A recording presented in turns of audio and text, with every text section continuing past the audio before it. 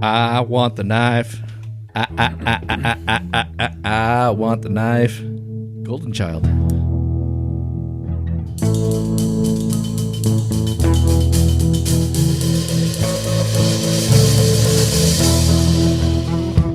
Hey there, welcome to Motorcycles and Misfits. Coming to you from the Recyclemotorcyclegarage in sunny Santa Cruz, California. Knock, I wanted to thank you for that intro soundbite. You're always good for me. It's the only thing I'm good for. If you sit back, say nothing, he just fills the space with gold. Yeah, it's. I have. He actually fills the space with soil. I feel like I have some sort of undiagnosed concussion trauma injury that I have. Oh, no. Oh. Hey everyone, this is Liza, and yet another great day in the garage. Great weather, great friends, got some stuff done, and there was pie. There were There were pie. Was it Gizditch pie? No, but still, any pies, good pie. That's in my book. Hey everyone, this is Liza. On the board tonight, it's Stumpy John. Good evening, everybody. Hey, sending love and thoughts out to Ukraine, and just this time, just as we start. Brother. So I'm sure there's riders over there that may be listening to us, and right on, and we're here.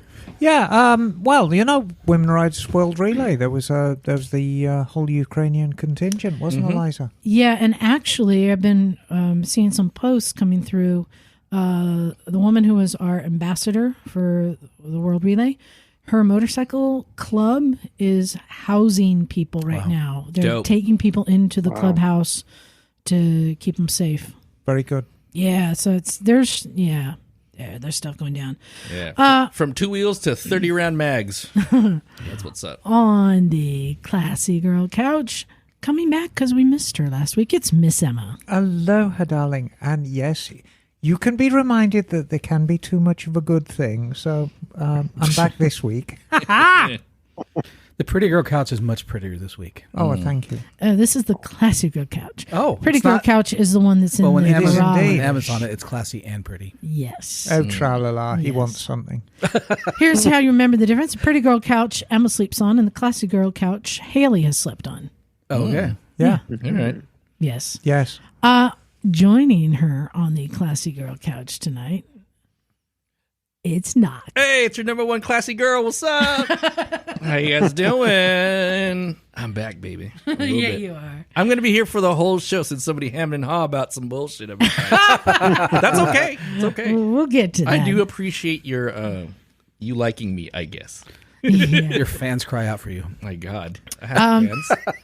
And joining us back in his garage, though he was here last week, which was awesome. It's Bagel. Yes, back in my shop up here in Oregon. I had a wonderful time with everyone down there. I have to say, it felt so good to be back at the garage and to spend the day hanging out with everyone and to pitch in and help out. It was just about like old times. Yeah, buddy. And so you know how we spent all that time trying to figure out how to get those bags mounted on Ellie's bike?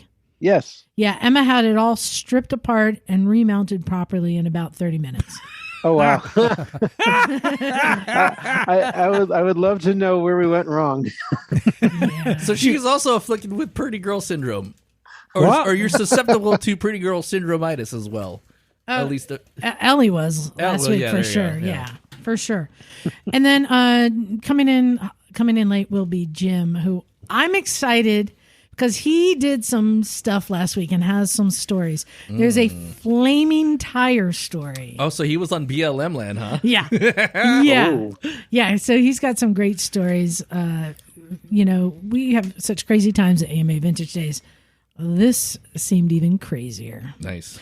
Speaking of which, we discovered that we have a bit of a conflict of dates. Oh, man. We do indeed. This year. Uh-oh. So you must choose. Unfortunately, Kat and Emma's Alpine Extravaganza clashes with AMA Vintage Days. Oh, man. Yes. Yeah, there's a bunch of people already signed up for the trip, and in fact, our good friend Philip has signed up for the trip. Yeah. Philippe, yes. You could trade in American biker trash for European ones.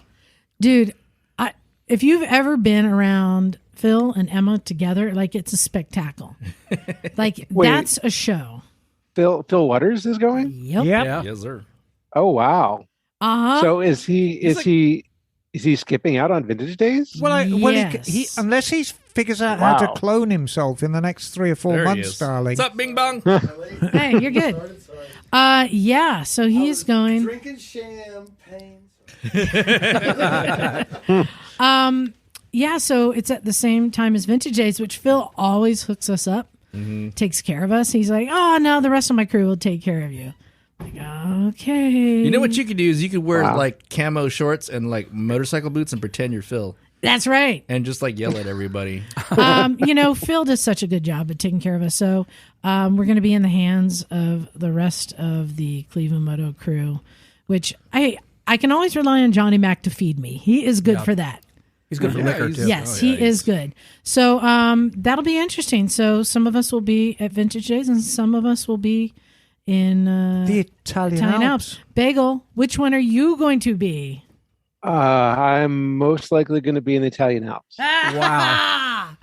Knock, we're counting on you this year, buddy. I'm I'll still see what trying I to can do figure about things work, out. man. Yeah, Knock, you want to come to Vintage Days? I'll see what I can You do. did last year. I did it last year because You didn't leave the camp, but you were there. Oh, dude, that was nice and That's how he does it now. I've just learned. That's how he does it. Sleepy Stitch had just really nice marijuana. I'm just saying. I used to say, like, Knock, there's so much stuff to see and do. And then I realized he's getting everything he needs and wants out of that weekend and just staying where he is. Yeah, I'm on vacation. I'm laying down and getting Yeah. blasted. People watching. Yeah. And we've seen so many Kentucky waterfalls go by.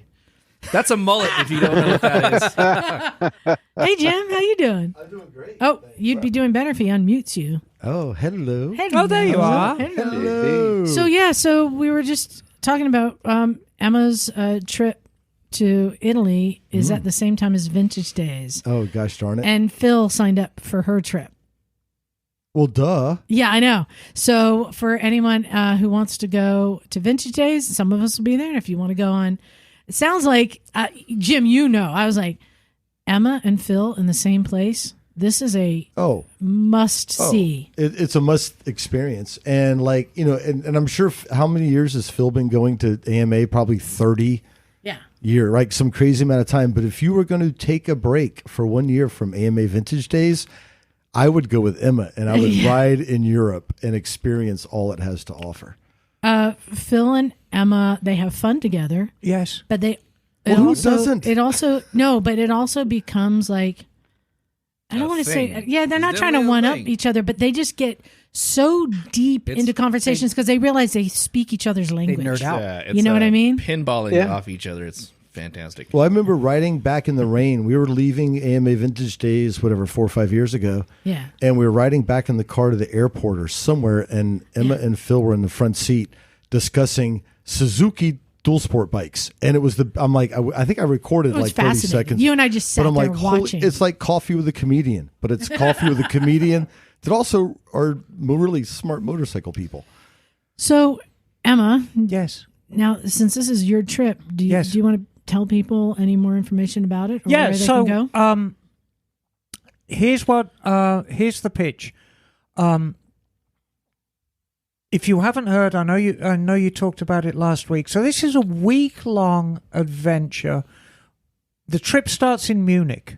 So you have to get to Munich and get home from Munich a week later on your own recognizance. Flights aren't included. However, as soon as you get to the hotel in Munich, we've got you. Routes are included, bikes are included, breakfast included. All hotels and transfers between hotels, because you're going to be riding, are included. If you've never ridden in Europe before, this is an ideal start because me and Kat are going to teach you how to do it. Kat does this. This is his living, so he's very, very smart. I haven't done this for 20 years, so I need to polish the rust off. But I will tell you this, there is no better riding than the Italian Alps. It's extraordinary. We're chucking in an advanced riding course which will help you ride in Europe. That's all part of the deal. Do they give you a full trench coat of leather and straps and all those things? You know those old school riding jackets those guys Oh, wear? yes. Well, they have a Jameson's. They had one. No, because it's Europe, darling. You know, they're all into the angular and neon style. Okay. You know? You mean like Devo? Yes, and Wow. Kraftwerk music. Wow. It's a brilliant trip.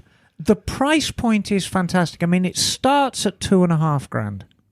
And really, that's unbeatable because the whole idea of this trip is we wanted to give people the flavor of the trip. I mean, we've had Kat on here many, many times.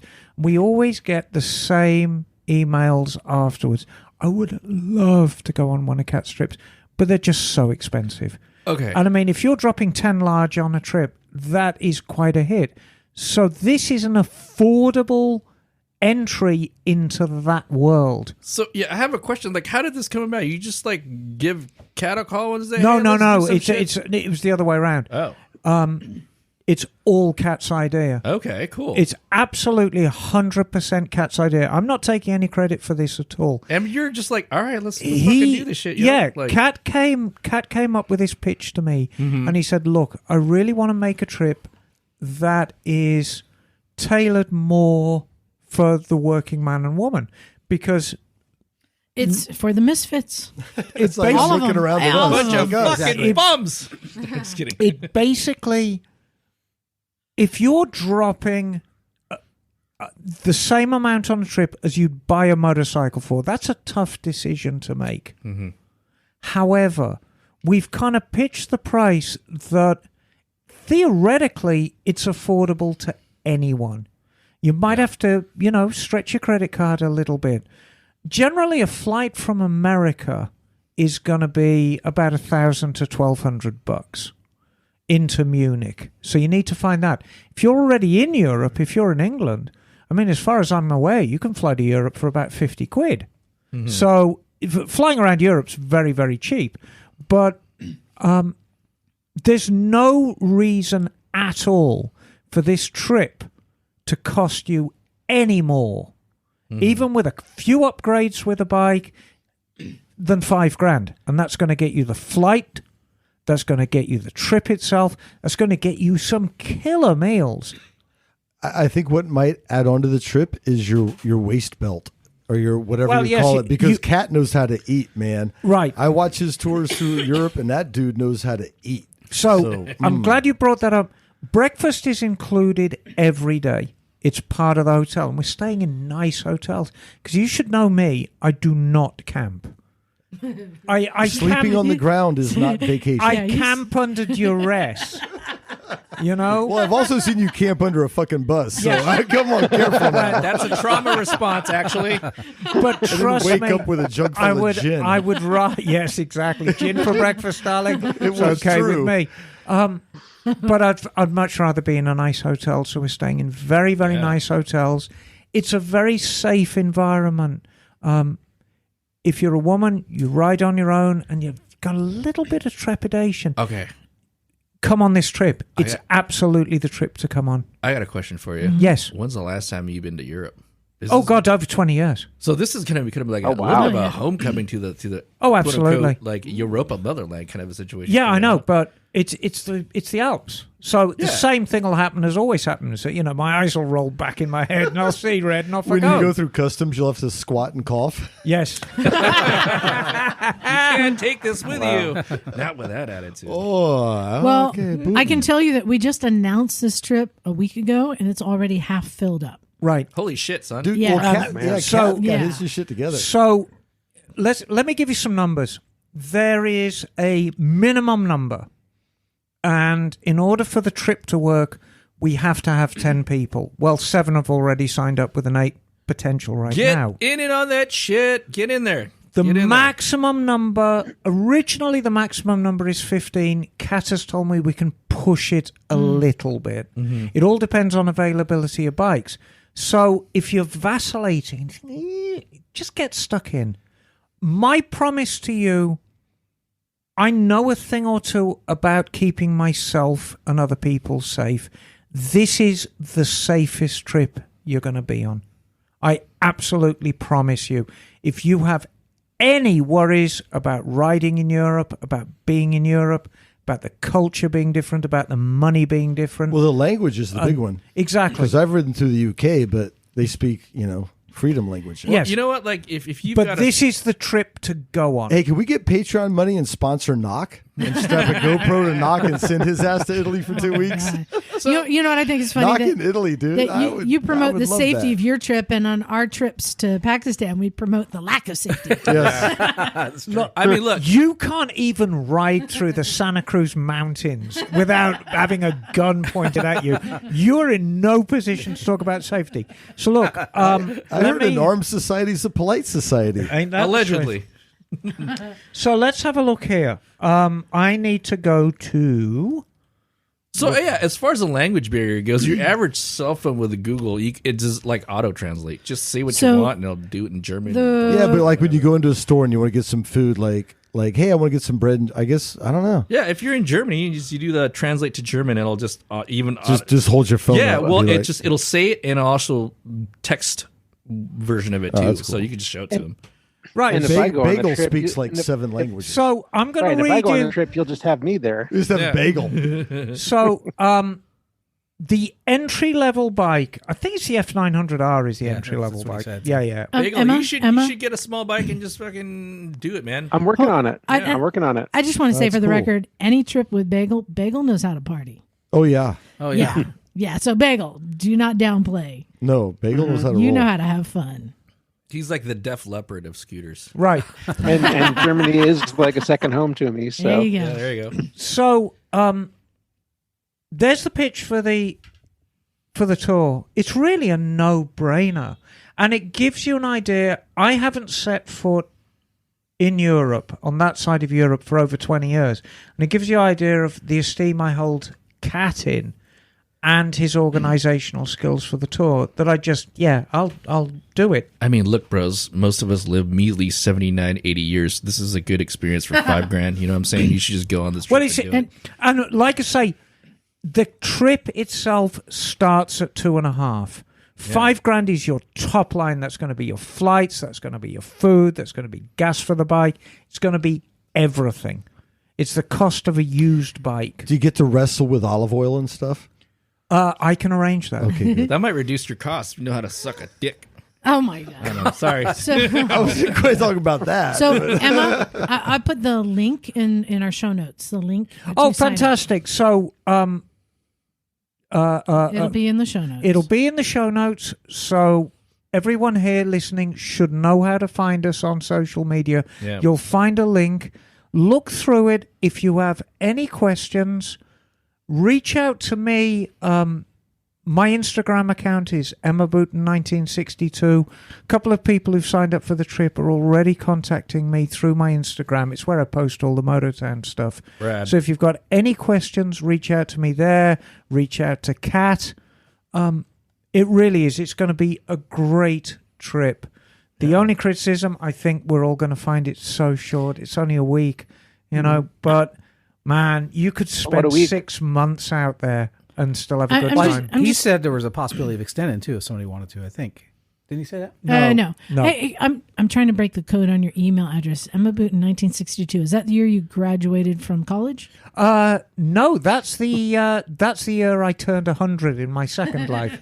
Oh, talking about that, it's my birthday in 2 days. What do you have to say about that? wow. You don't Happy look a day over birthday. 34. You know what I'm saying? Yeah, I wish. No, I don't. I mean, I don't mind sharing. I'm turning 60. Wow. I'm just 60. Lord of mercy. 60. I was born on the 1st of March, 1962. How about that? 60 is the new 59. That's what I'm told. And funnily enough, my age matches my IQ now. Nice. That's usually how that works, right? Well, yeah, I recommend signing up for the trip. Like you said, it's a safe trip. You know who went on a trip that wasn't safe? In fact, it was anything but safe. You last week. No, Jim. Yes. Jim, Oh, God. you were telling boy. me stories from your trip. I was just Googling And you- 1962 Triumphs. Sorry. You had me with flaming tires. And that's Yeah. when I'm like, I'm in. Had me too. Oh, can you turn my headphones up a little bit? Just while we're chatting. But Yes, so went on a trip back down south because that's where the weather's good, and that's great. Thanks. And went down to Jawbone Canyon.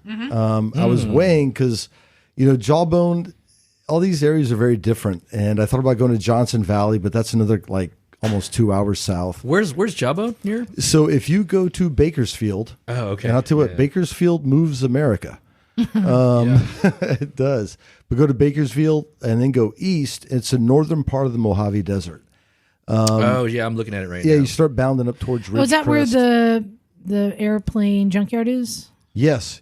I actually went to that neighborhood because I had to get water. Yeah, I went down there. Oh yeah. And so you wrap around kind of the southern Sierras, the northern Mojave, and it's cool. Head up towards Ridgecrest, China Lake Naval Air Station's up that way. All that. So anyway, I've been there before, and it's very deserty. So I had the Honda 450, and it was great. I appreciate that I get the pings, the all safe here ping. Yeah. Well, I mostly just kind of want to show you where I'm at. Yeah. And it's a quick text off my Garmin, so it's easy. But if you like to ride dirt bikes, Southern California is crazy. And we think we ride dirt bikes until you go to Southern California. And those people are crazy down there. And Jawbone Canyon, I guess it's BLM land, basically. But they have a paved road that goes right down this canyon, which makes it very convenient. So it was a holiday weekend, President's Day weekend. So a bunch of people were down there. It's almost like an OHV park on a massive scale. Like there's people camping next to you, but they're like 500 yards away, 1,000 yards away. Which is good because everybody is blowing up everything the entire time. There's clearance all around, huh? Oh, dude, it's nuts. And but in a respectful way, like not a dangerous way. So, and I had been there before, and last time I was there, I rode some of the. There's not a lot of off trail riding. I'll say like open desert riding. You can do some of it, but you can't just rip wide open for miles and miles. So you're in these kind of washes and stuff like that. So it's just straight up sand. Like it's sandy. And last time I spent more time on that stuff. This time I went north to Red Rock Canyon State Park, which is about 7 miles north of there, and headed into the El Paso National Forest. Wait, did you go by yourself? Yeah. Oh shit. Okay. Yeah. Did you like meet up with a crew up there when you, or just like kind of just? He does this. Yeah, hookers and blow. I don't. Besides that, no. I don't know. That's cool, dude. That's super cool. Yeah. Well, it's. That's why he has the inReach. That's why I have the inReach. Well, I'm good. I like to ride with people. I like to ride without people, but sometimes it's just easier, like on a whim, because I'm never sure if I'm going. Right. And then last minute, hey, I can parlay a long weekend into something else, and I just bound out. Yeah. So there's a whole another conversation about doing that. I get it, but I do it. And so it was really cool. So I got to see some, like little museums out of the way that were neat and stuff like that. But the exciting part, I think Liza wants to hear about, is so it's BLM land, and BLM spells fun, right? It's like anything goes, and it's funny. I think this illustrates it great. So I'm all like second day or so, I'm waking up, having coffee in my campsite, and some people had camped behind me, and some quads roll up on me like literally I'm just having coffee, and guy pops his helmet off, and it looked like Ray Ray's cousin. Like it sounded like Ray Ray's cousin. He's like, "Hello, neighbor," and it was a guy. He goes, "Isn't this great? We get to do whatever we want. I love BLM land. We get to shoot guns and ride around and do whatever." And he got me so excited, and I was like, "Dude," I was like, "Now I'm all excited about it." But he literally went to shoot guns from dawn till dark all day long. Well, and so did everybody else, but it was pretty spread out. But one of my favorite parts, two favorite parts, and they both, I think, were Friday night because it was a long weekend. So there's a giant hill climb across from where I'm camping. And when I say giant, it takes people like 30 seconds to get up it. And it's all like, either big bikes or two-stroke bikes, just crazy stuff the whole way up. And they just do it like time after time. I told Liza I only saw one guy crash, and he was going downhill. And when he finally crashed, he probably launched, no joke, 20 to 30 feet over the handlebars. Like that's how steep it was. And then they get up and laugh and do that. Dude, I don't know how many times we've seen people life flighted off of the hill climb at Hollister Hills. Last time I was there, actually. I don't even know what people do it. place like this. Yeah. But so, yeah, I don't know how to do it either. You know what is they do it since they're 7. Because there were these little Groms, like we call surfer kids here, Groms. Mm-hmm. Yeah. There's these like dirt bike Groms. They were going through my campsite, and you're like, you can't help but laugh. Because they're like, because there's a little hill climb by my campsite. The whole place is a hill climb. And they're like, and, you know, those tiny little bikes and making it happen. So that's how you figure out how they do it. So, like, you went out, you didn't have to reserve a camp spot, right? You just went up there and just found a spot and just kind of did your thing? Or? Exactly, yeah. That's rad. Yeah, you just roll up there. And I even normally I get up earlier in the week, but I went up on a Friday just because things. Yeah. And, still found a place out in the middle of nowhere where you could just do whatever. Would you take your CRF 450L or what? Yeah, the 450, which is a solid dirt bike or desert bike. You know, it's funny. I was talking. So there was a hill climb behind my place. I should send you this video. Yeah. Fucking nuts, just straight up. Like, oh my god! And this guy does it. There's 3 of these dudes. They go through my campsite and then just fucking rip up this giant hill again for like 30 seconds. Yeah. And I look at the next guy. I'm like, how do you do that? But you looked on these super lightweight European bikes running 8 pounds of pressure. Yeah. And they asked me how I like my 450. And now I realize it's a robust trail bike for me. That's what the 450 is. It's, you know, when you get into these like proper dirt bikes, they're fucking bitching. Yeah. They're like a supercross. Are they doing 2-strokes? All the, 2 strokes. That's how. Oh, yeah. Or maybe like 350 4-stroke stuff so, like that. I mean, do you feel you're gravitating towards that now, Jim? Because, I mean, I've watched your progress in the dirt, and you've gone from basically very tame entry-level dirt bikes, and I think the next logical progression for you is full-on competition bike. Well, it's, you know... Progression the 450 is basically that, isn't it? But you get to like to the KTMs and Husqvarnas, you drop like 80 pounds. That's like witness me. You know, like but you may as well fucking suck some gasoline because you're going to catch on fire whatever you're doing. Yeah, I watch what these guys do and it's crazy. You get like a 200. I'm not that good. Yeah, you get a 250, 240 pound dirt bike with like 50 plus horsepower and just ripping up that thing. You know, they do wild, it, and the few times you see them fail, you're like, wow, that's bad. Yeah, but the 450 is great for, you know, when you do, you know, 40, 50 miles an hour on some loose dirt or sand, actually. It's a little sketchy, isn't it? Well, it definitely gets the blood pumping. Well, because, you know, down there it's really sandy, so you have no choice but to keep on it. And But I'm getting better at it, you know, and I really enjoy the sand. I like the deep ruts now. Like you come to these big, huge, you know, turns that are these big sweeping turns, and it's a giant like 2 or 3 foot rut. But now you're like, that's where I want to be. Is it kind of like a slot car going in there going yeah, you're like in that rut and just like, I think I know what the next step is. CR500. No, the next step is a steering damper, actually. So back to the hill climb. Oh yeah, so anyway, so I'm at this place and I love this America shit because the BLM sign just says welcome to BLM Lamb, have fun. So I'm at my campsite. There's a giant hill climb across the canyon, which is really tall and probably 1,000 yards wide. So there's tons of different ways. Guys going up and down it all day. At nighttime, fireworks are going off. People are shooting guns all day long. RV parties happening. Yeah, it's like King of the Hammer stuff. This is like the free California. Yes, it's the free. So enjoy it while it lasts. Yeah. So then guys start. There's a lot of 80% upper receivers there. Yes, there are a lot of middle low things, receivers. Excuse for me, sure. And so these guys start doing the hill climb in the dark, which is crazy because if you've ever ridden in the off road in the dark, it's hard enough. So they start doing this stuff. And all of a sudden, there's a giant fire at the top of the hill. I'm like, oh, what's going to happen? They start lighting tires on fire. And they're sending fucking lit tires down the hill climb as guys are riding motorcycles up the hill climb. Oh, man. Like fireworks are going off like Las Vegas style. Some dude's probably got a 308 behind me or like a, you know. Wow. Yeah, a fucking old World War II like automatic rifle with tracers. It's like, holy shit. Dude. And I was like, fuck yeah. Oh my God. Then after about an hour, it all quieted down. I watched the stars. Yeah. You know, as much shit people talk about California, we understand that we exist in a certain type of a bubble. Oh, yeah. And we understand that we, you know, go out of our bubble every once in a while, and that there are other little kinds of bubbles. You know what I mean? Like, yeah, you go down south, like I said, they go crazy. And again, I've been to Jawbone Canyon store. So I went there, and it's like this place in the middle of nowhere with an old like 1963 Triumph motorcycle on a 30-foot pole. Yeah. That's been there forever, all weathered. And they had a cover band playing. And it was bitching. They were playing like Sweet Home Alabama, and everybody's in dirt bike gear, and chicks are dancing on the table nice, like from 20 to 60, and the tits are flopping around. It's like, I was like, oh my God. I think I sent Emma a video. Mudfish. Yes, Mudfish was playing. So anyway, if you want to bite off a big old chunk of Americana, just head down there to Jawbone Canyon on any holiday weekend, I think.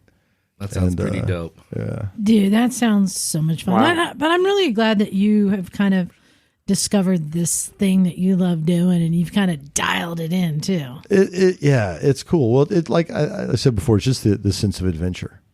But anyway, and we are going to have a big, I want to do a big get-together Memorial Day week. So if you're looking for something to do, that Tuesday to Saturday of Memorial Day weekend, I will be down in Johnson Valley. Come on down. I bet Mike's Pipes would go down there with you. I think Mike is on tap, and we're going to have us a time. Oh, yeah. So come on down. I'll bring his crew down. That'll this year is just going to be such a big year. I'm going to more events than ever before. Dude, there's like everybody's cooped up for the last 2.5, 3 years, man. People are Everybody ready. wants to fucking just blast off, Primed. Yeah.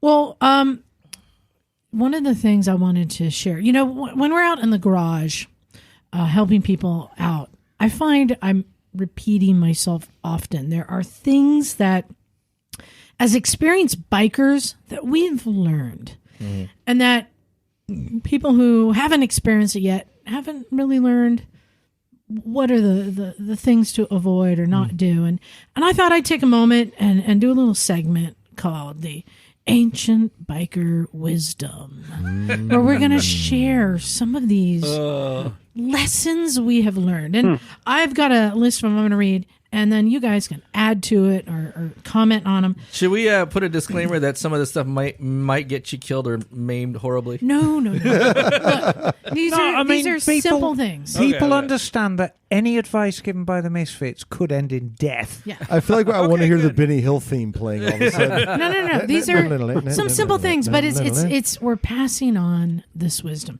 First thing, if you ever get a tear in your motorcycle seat, do not fix it with duct tape.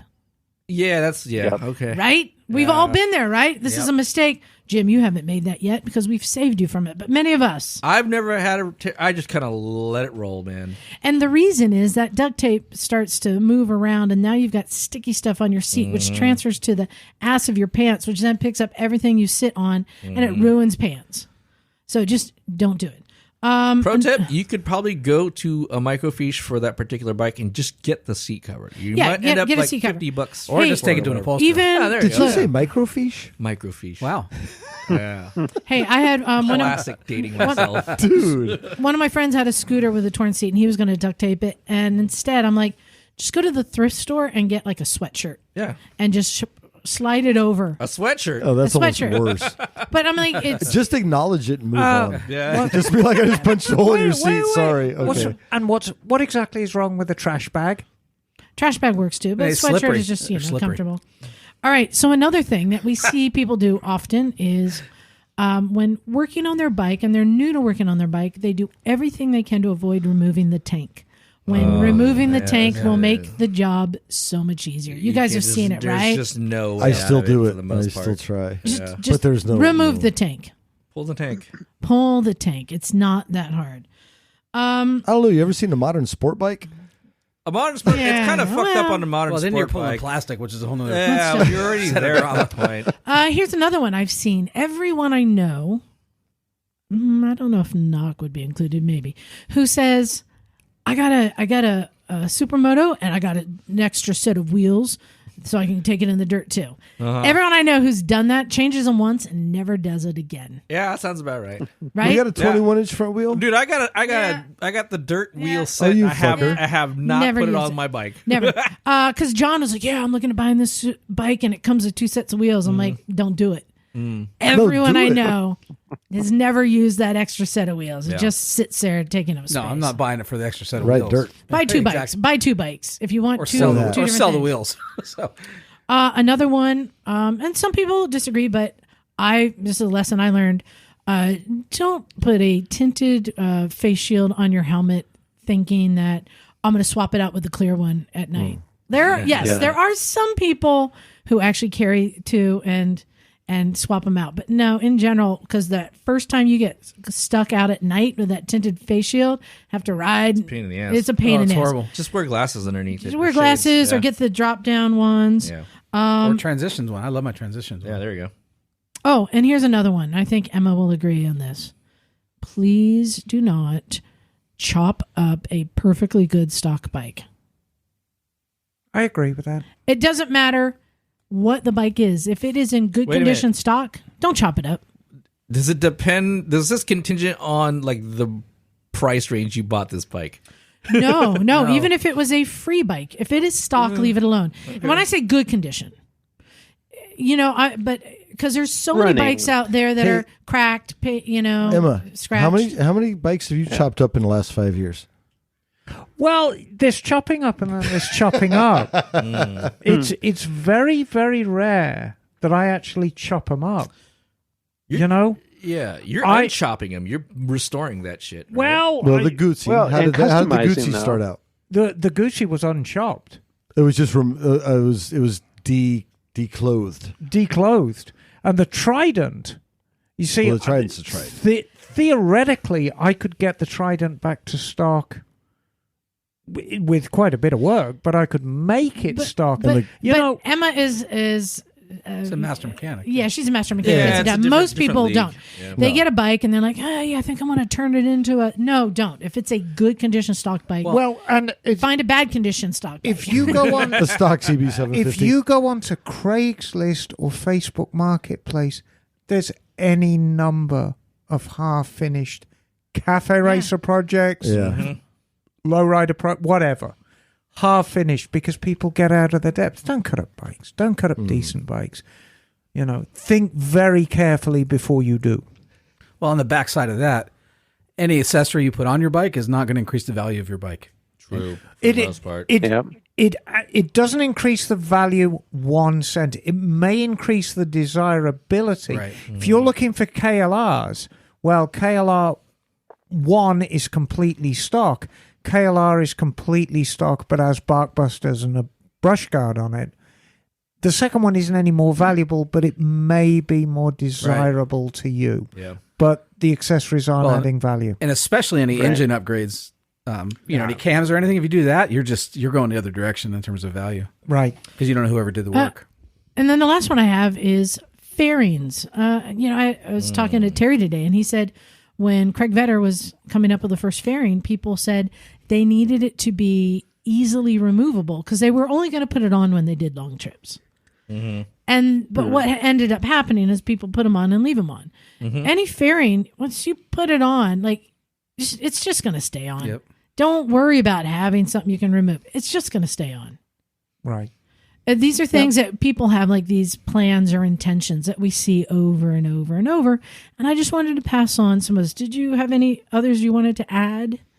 A very, very simple one is learn the value of a $5 tire pressure gauge. Because that is the most valuable item of tooling in your box. Carry it with you. Yeah. Yeah, and also on the subject of tire pressure, be sure to set your tire pressure first thing in the morning when everything is cold. If you ride to the gas station and set your tire pressure there, you've already ridden on those tires and already warmed them up. Even if it's just been a few minutes, that will already increase the ambient pressure inside the tire. So tire pressure, the specifications are designed to be set while everything is completely cold, because that's the agreed upon standard. So make sure you do that to make sure your tires are set correctly. There you go. And the other piece of advice I can give you is when you go to a biker gathering like Hollister or Daytona, anywhere like that, find the biggest, ugliest bike you can and fight him. Just fight him. No, tell Jim to fight him. Oh, that's better still. Jim, fight him.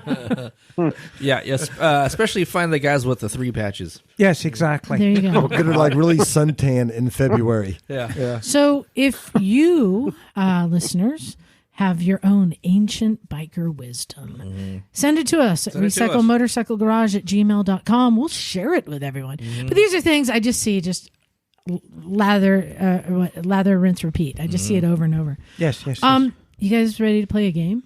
Yes. Yes? Okay. All right. You know I come up with the craziest games, right? Of course you do. This one, it's a little bit of improvisational acting here. I need you guys to play along. All right. So this one is called elevator pitch. Everyone knows what an elevator pitch is, right? 2-minute elevator pitch. 1 minute. So this Usually it's when Knock gives me head. Yeah. Bing bong. Oh, God almighty. Yep. I got a show for you next week, Knock. Don't worry. All right. So and then this is the scenario. The Motorcycle Industry Council is lobbying to get more motorcycles into film and television. Yeah. Right?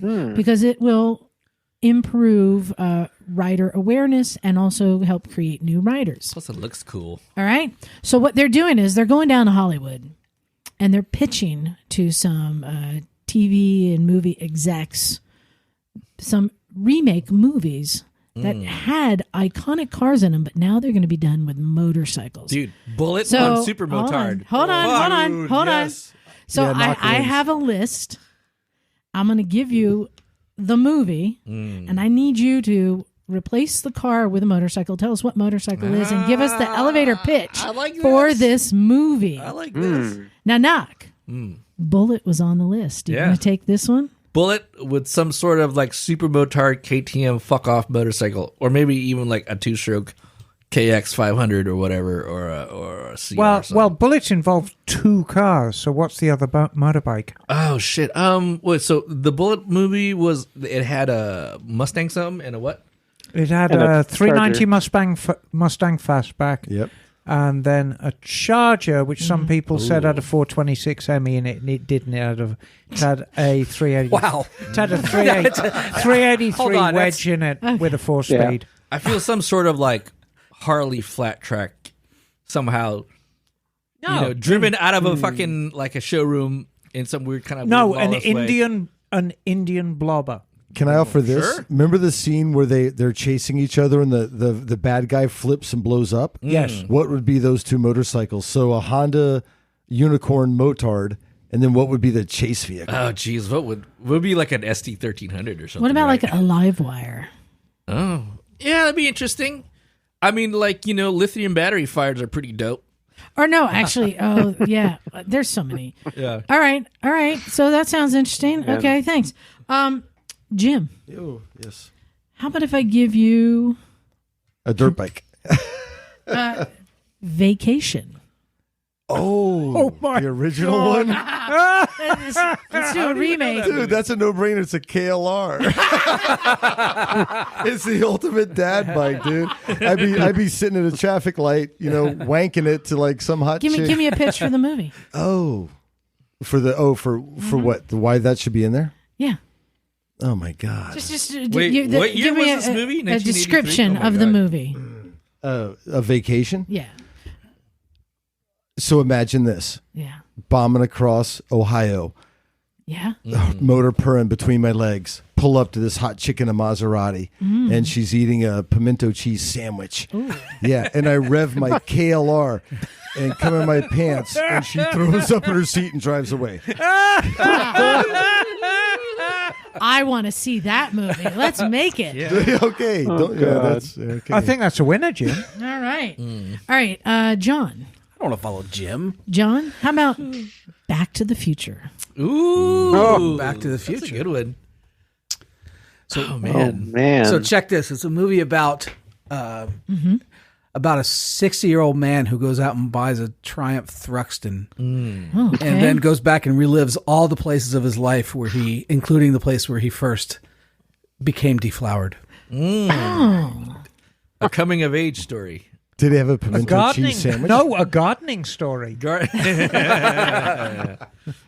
Okay, I can see that. Is this a modified Thruxton? No, it's just box stock.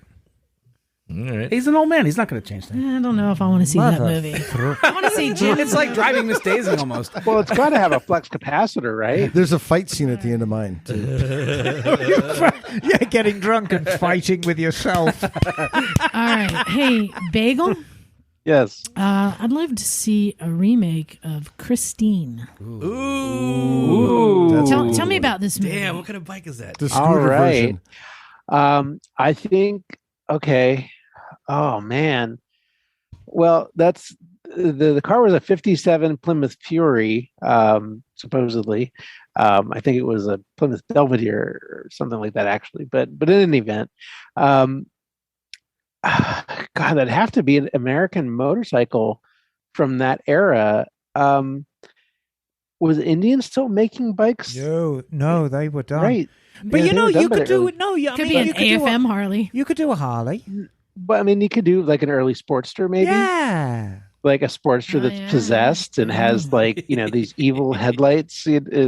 I would like to suggest that bitchin' chopper Rob Talbot has in his museum. Oh yeah. With the King Queen seat on it, that thing. Yeah. Dude, that's hard. And as the kid is fixing it up. Flames coming out of it. Yeah, well, he's going to be fixing it up constantly.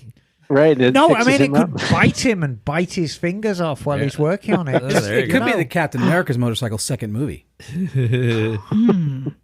I think I would see that movie. I would too. Yeah. All right. That'd be a good one. Emma. Yes, darling. Herbie.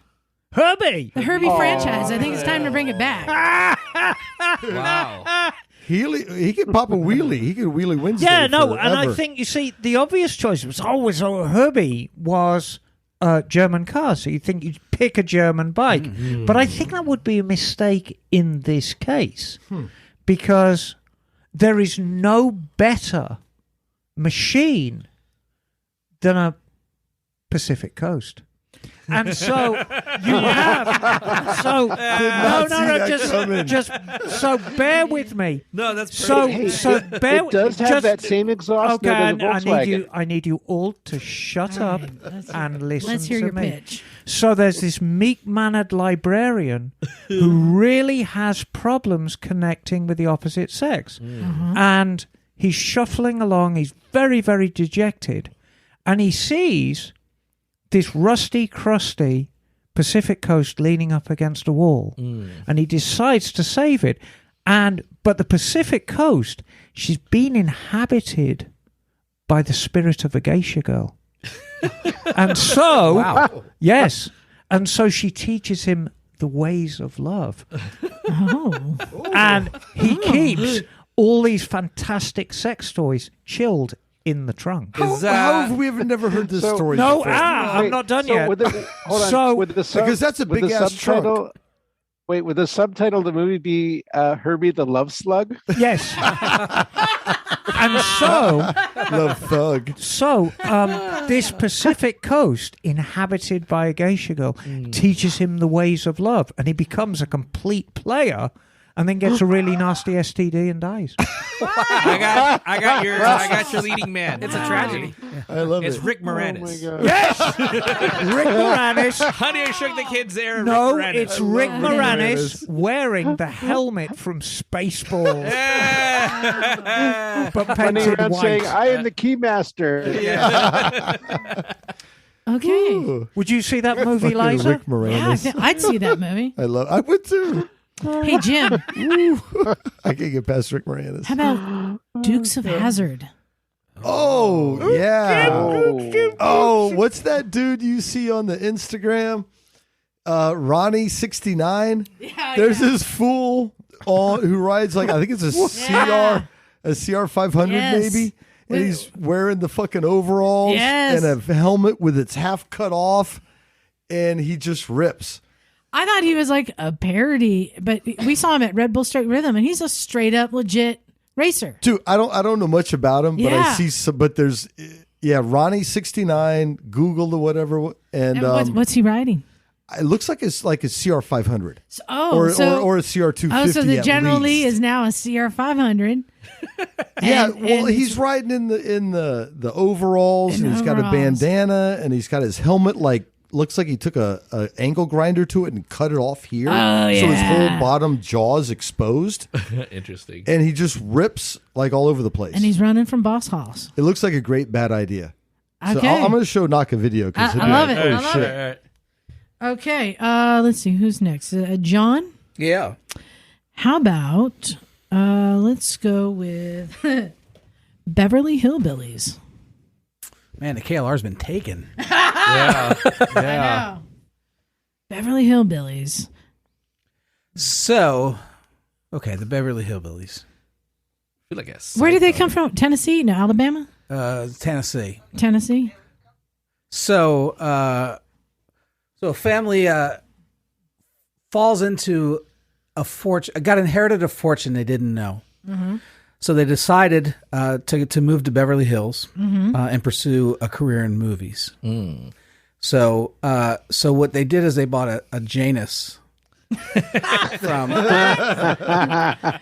built a platform on the back. And Ellie Mae was at the top. Ellie Mae had to make some money on the way to California. Oh, so boy. She worked at truck stops. This is a dark. Is this like a Christopher Nolan film? Wow. This is it dark. This is actually a dramatic reimagining. But eventually, with Ellie Mae's help, they made it to, and some of Junior's pushing him because the Janus broke down a few times, of course. So you got to build that into the story. And then eventually, their Janus made it to California, and after a quick trip up to Cleveland Moto to see the Cleveland Moto guys and their Januses up there, and lived happily ever after. All right, Bagel. Yes. I'm gonna go with Knight Rider. Ooh. All right. Knight Rider, classic 80s. That's going to have to be a Honda Helix. It's got a spot right up in the front where you get the light going back and forth. Yeah. Or the PC. Got the digital dashboard. It'll have a little voice that'll talk to you. So Michael Knight is on okay. If you're in trouble, it'll come and rescue you. Like when he goes the turbo boost, right? Yeah, it'll go do crazy high jumps. Yeah. Well, like when he goes to turbo mode, does like a scooter skirt automatically deploy and like for aerodynamics or something? Right. All right. And Emma? Yes, darling. Oh, both Suzuki spoilers. Okay, this last one, I think this might be like the biggest potential box office hit here. Right. I think this movie is prime for a remake. Yes. And this movie is Thelma and Louise. Oh, yeah. So Thelma and Louise, you have these two newly divorced women who've been treated very shabbily by their husbands and are riding across America on like a 47 Indian chief. And we talking about sidecar situation, or were you going? No, I think both on the bike. Okay. And a lot of shots of the American South and all these macho guys being met by very sticky ends. You can shoot them and mow them down and, do all these good things to them. They drive into and how does it end? Well, I think, you see, driving the Thunderbird off the cliff, I think, was really the wrong ending. I think they should ride into the sunset. Or better still, just ride into Mexico and carry on going. And then join up with the Women Rider World Relay in South America. And just carry on riding this 47 Chief around the world. Give Ewan McGregor the bird as they pass him. Well, there you go. So if there are any movie execs out there who are interested in making these movies, give us a call. We'll give you the full pitch. Yes. Especially mine. Yeah. I thought that. We'll write you up a screenplay. Yeah, right. I think from a pornographic standpoint, Jim, yours was superb. Well, you are an aficionado in bad porn, so I take that as a compliment. Oh, absolutely. I'm an expert in bad porn. Knox watching the Ronnie Mac shit right now. Dude, that's for real a CR. Yeah. That's crazy. Thanks for playing Elevator Pitch. So I had another crazy idea this week, Jim. I don't think I've pitched it to you yet. You know what? I would say like, who invaded your body if you didn't have a crazy idea? Yeah, exactly. Right. So this is coming off of last week's adventure over the mountain and making our new friend with his gun. I have to admit, at first it was a spite idea, but then I think it became a better idea. So all good things come from spite. So I'm looking for anyone who's interested in making an investment in a land purchase. Oh.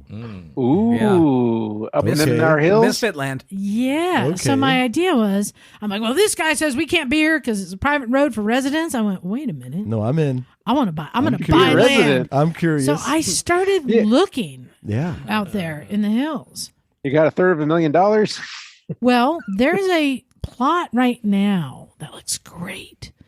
Oh, yeah? It's 14 acres for, they're asking $275,000. Okay. Ooh. It has a large, like production scale, like greenhouse on it.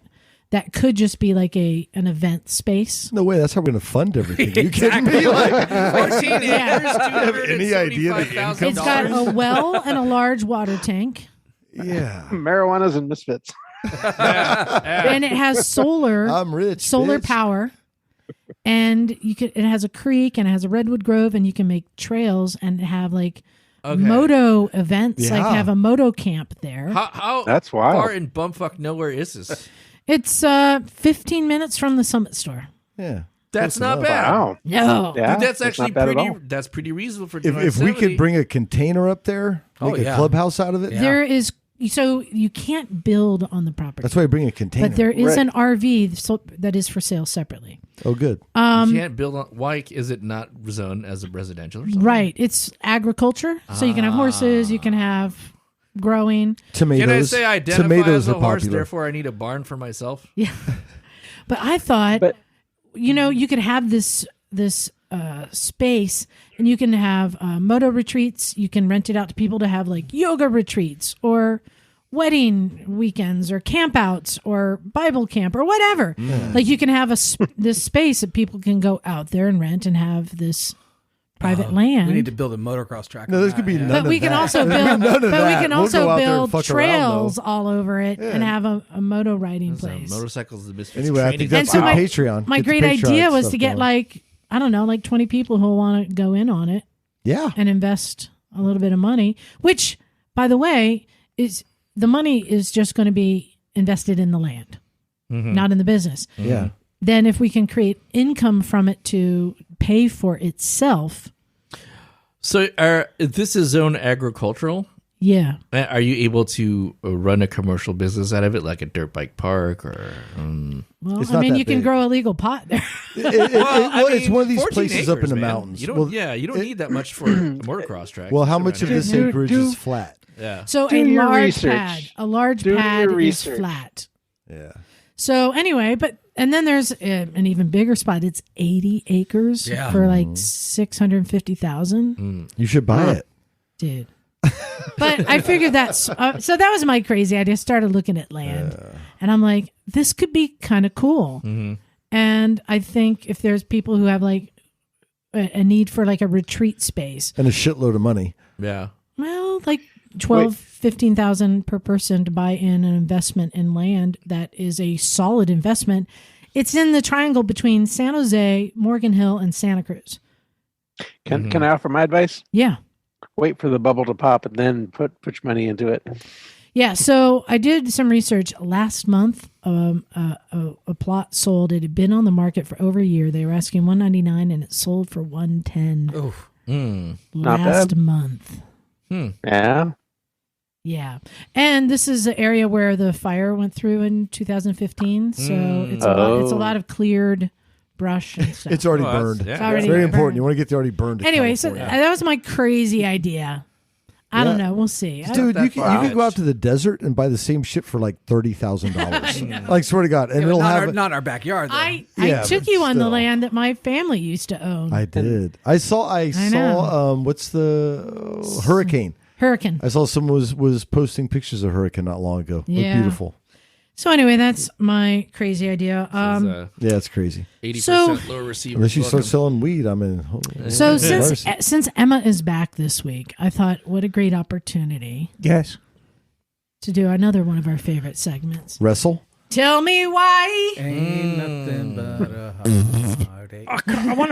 I'd rather wrestle instead. Emma, Yes. I have a few questions, some tell me why questions. Okay. Maybe you can answer. Okay. Knock. Remember last year at AMA Vintage Days, there was a very interesting Honda motorcycle that we saw. I got to ride a little bit that I've never seen before. It's got the platform in the back. Is that what you're talking about? Emma, tell me why Honda made a thing called the Honda Gyro. If you're not familiar with the Honda Gyro, you should Google it. Yeah. Because it is a weird thing. So, there's a little bit of history here, and there's two histories that are involved. And the one is English, and the one is the mission of Soichiro Honda himself. Okay. So if we go, let's deal with Soichiro, because he was an interesting character. Briefly describe the Honda Gyro. Emma. Me? Yeah, you. Well, it's got 3 wheels. It's got 2 in the back.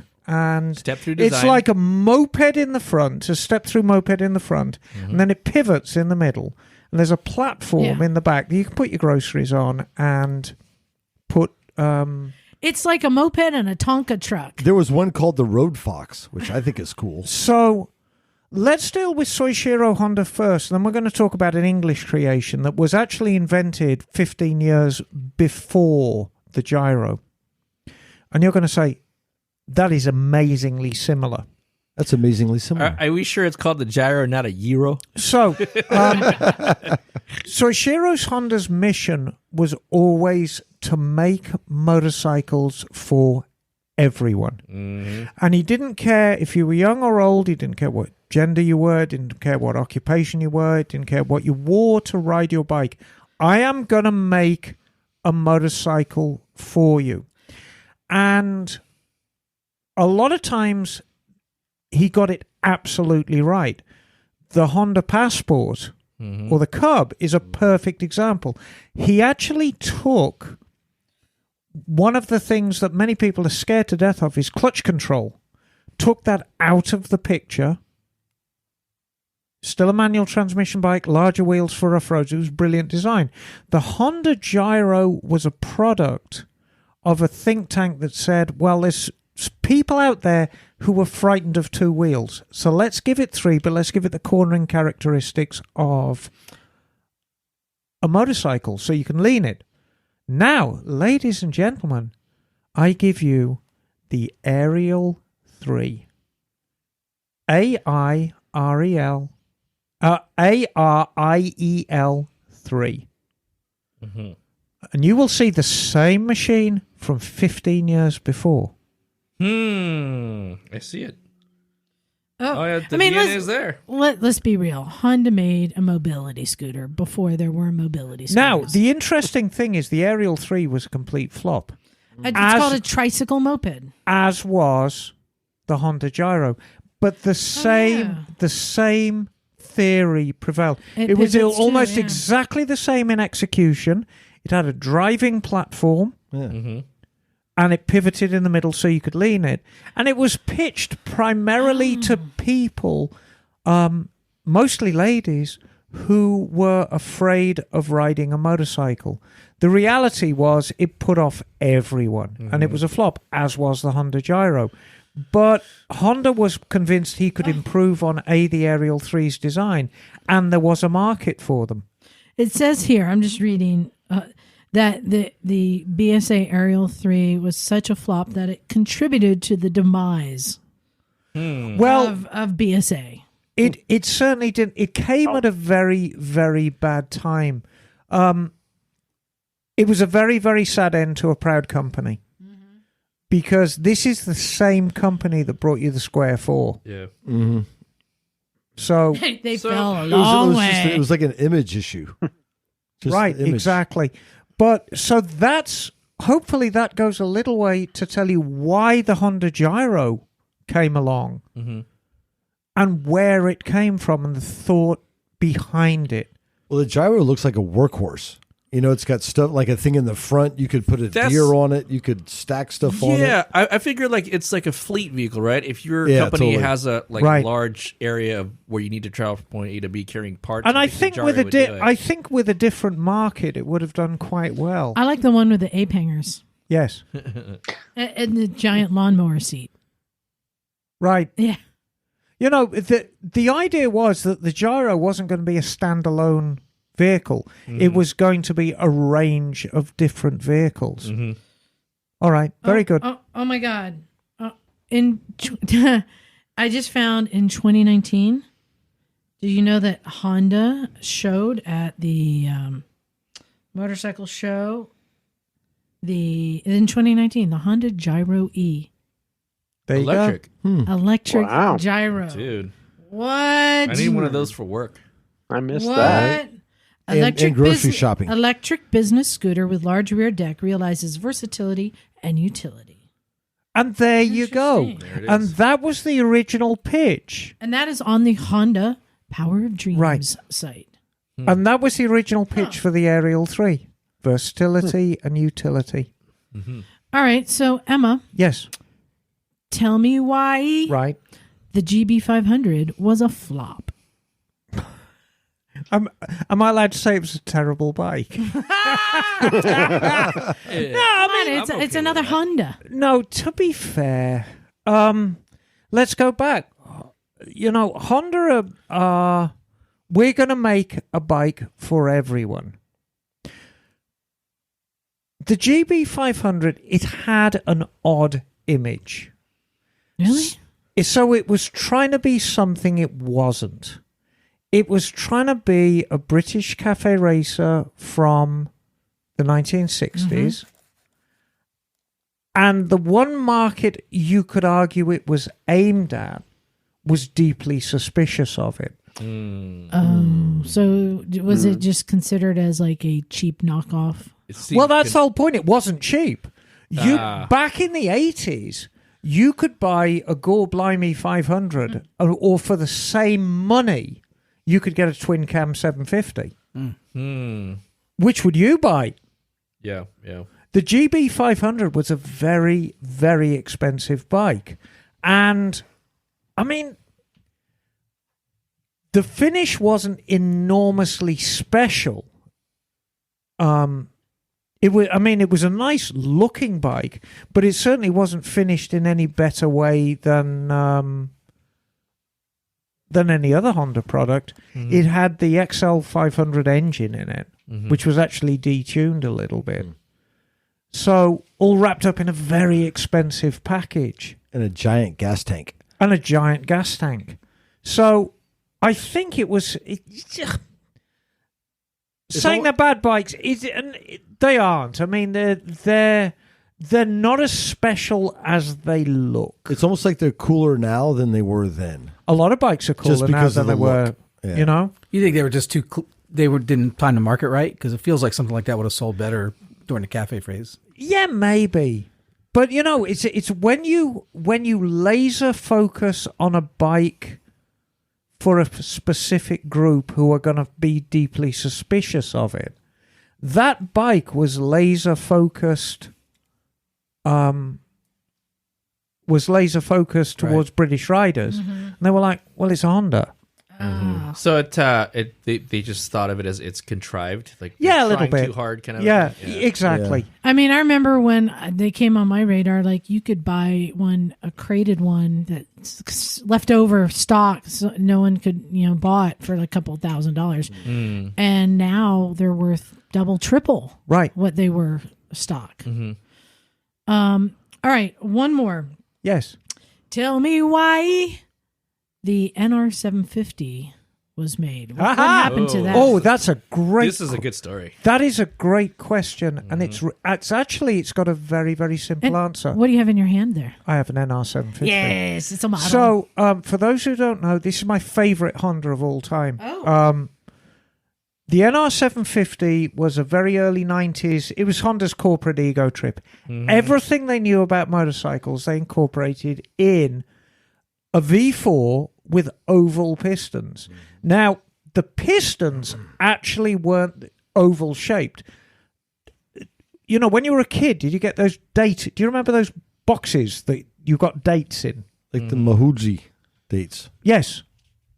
That's the shape of the piston in an NR750. It's rectangular with round Right, with sides. round edges. Yeah. So it's very, very simple why Honda came up with this design. And we need to think in terms of an engine being an air pump.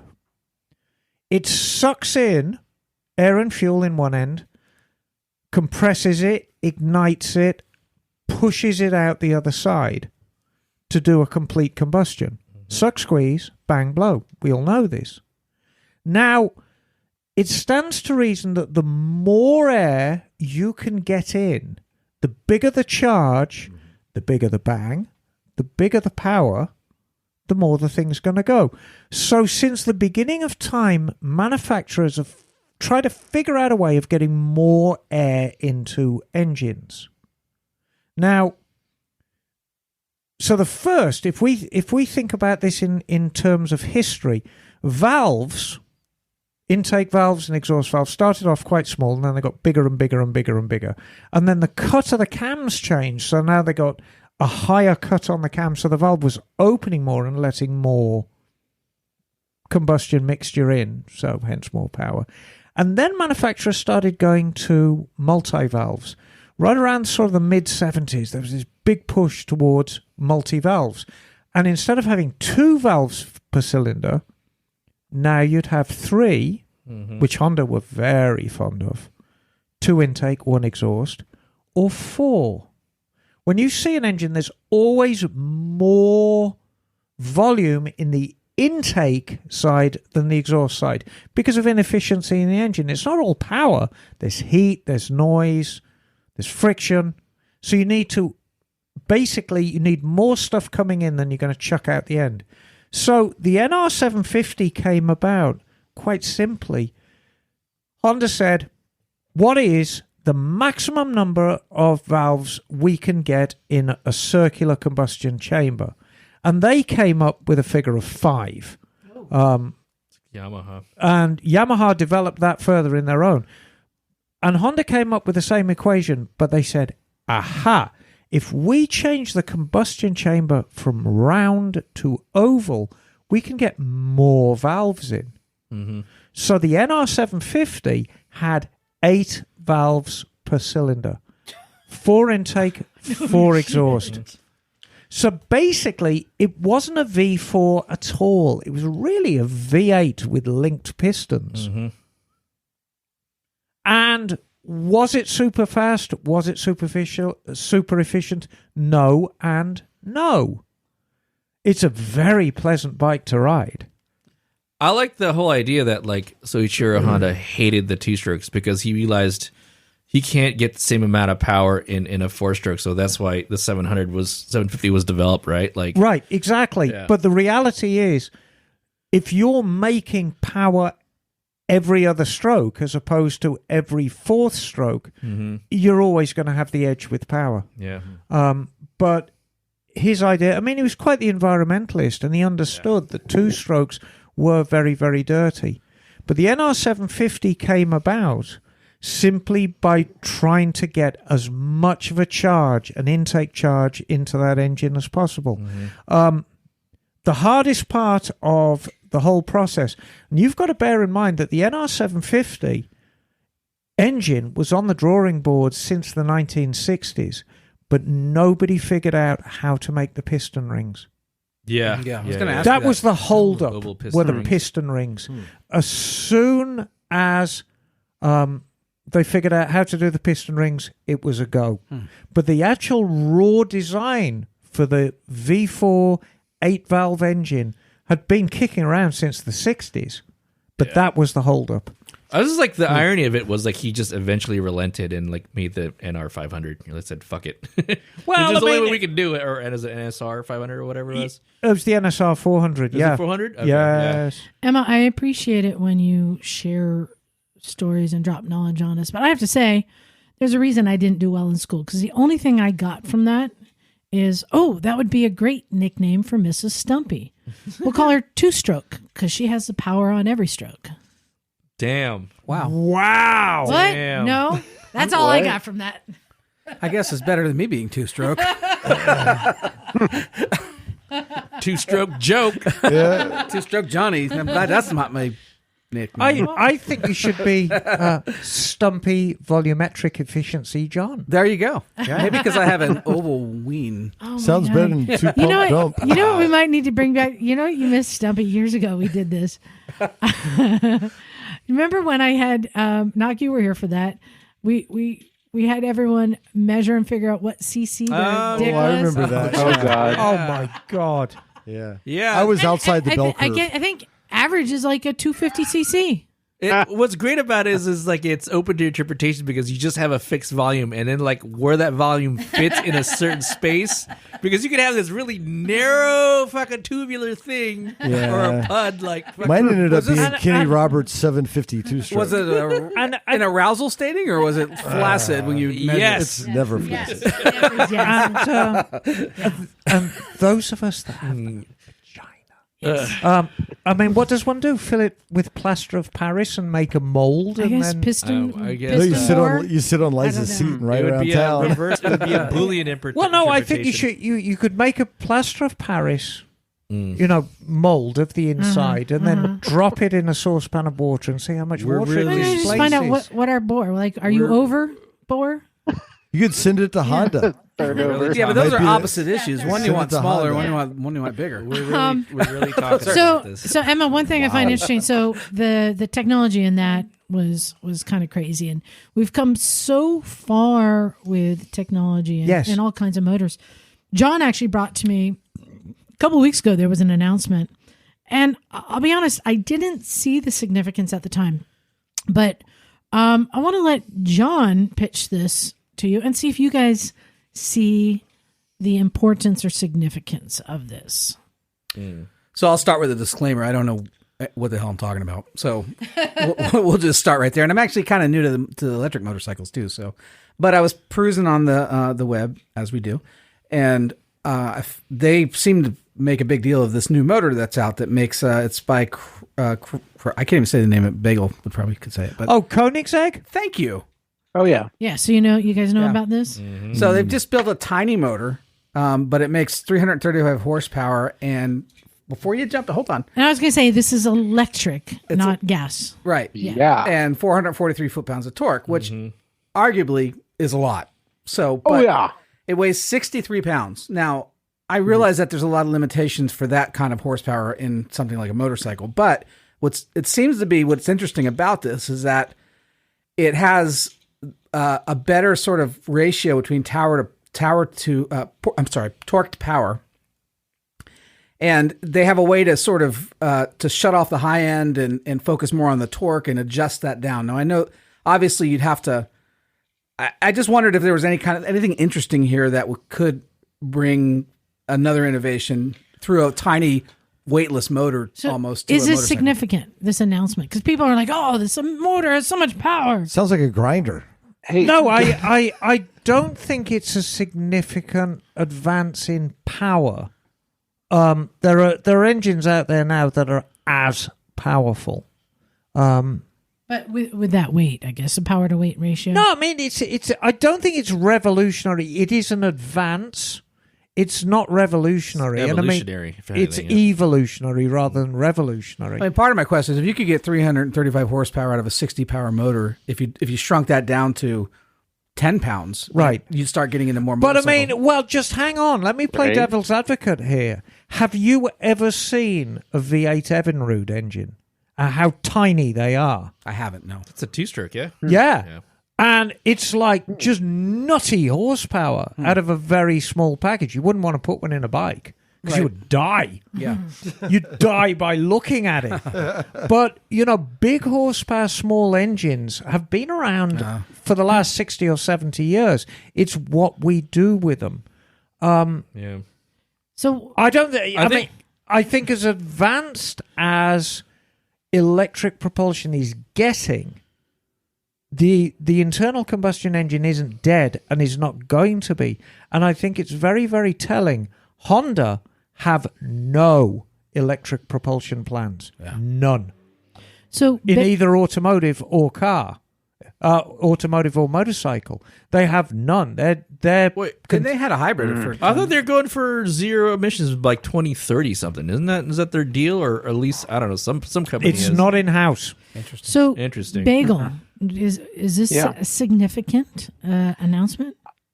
I think this is this is some pretty impressive technology. And I was going to say, if somebody wants to give me one of these, I'd be happy to convert my truck to electric, because that sounds like it would be a lot of fun. So tell me if I'm wrong. When John said, "Oh my God, look at this," and I saw a lot of people posting this motor and the output, and I said, I don't get the deal here, because to me, the advancement that's needed is in batteries. Because the motors that we have already have more power than you can possibly need. It's the batteries that are what's keeping. Well, that was part of my keeping the bikes and the motorcycles down. So I don't understand why this was such a big deal about this new motor, because the controllers are there to reduce the power. Well,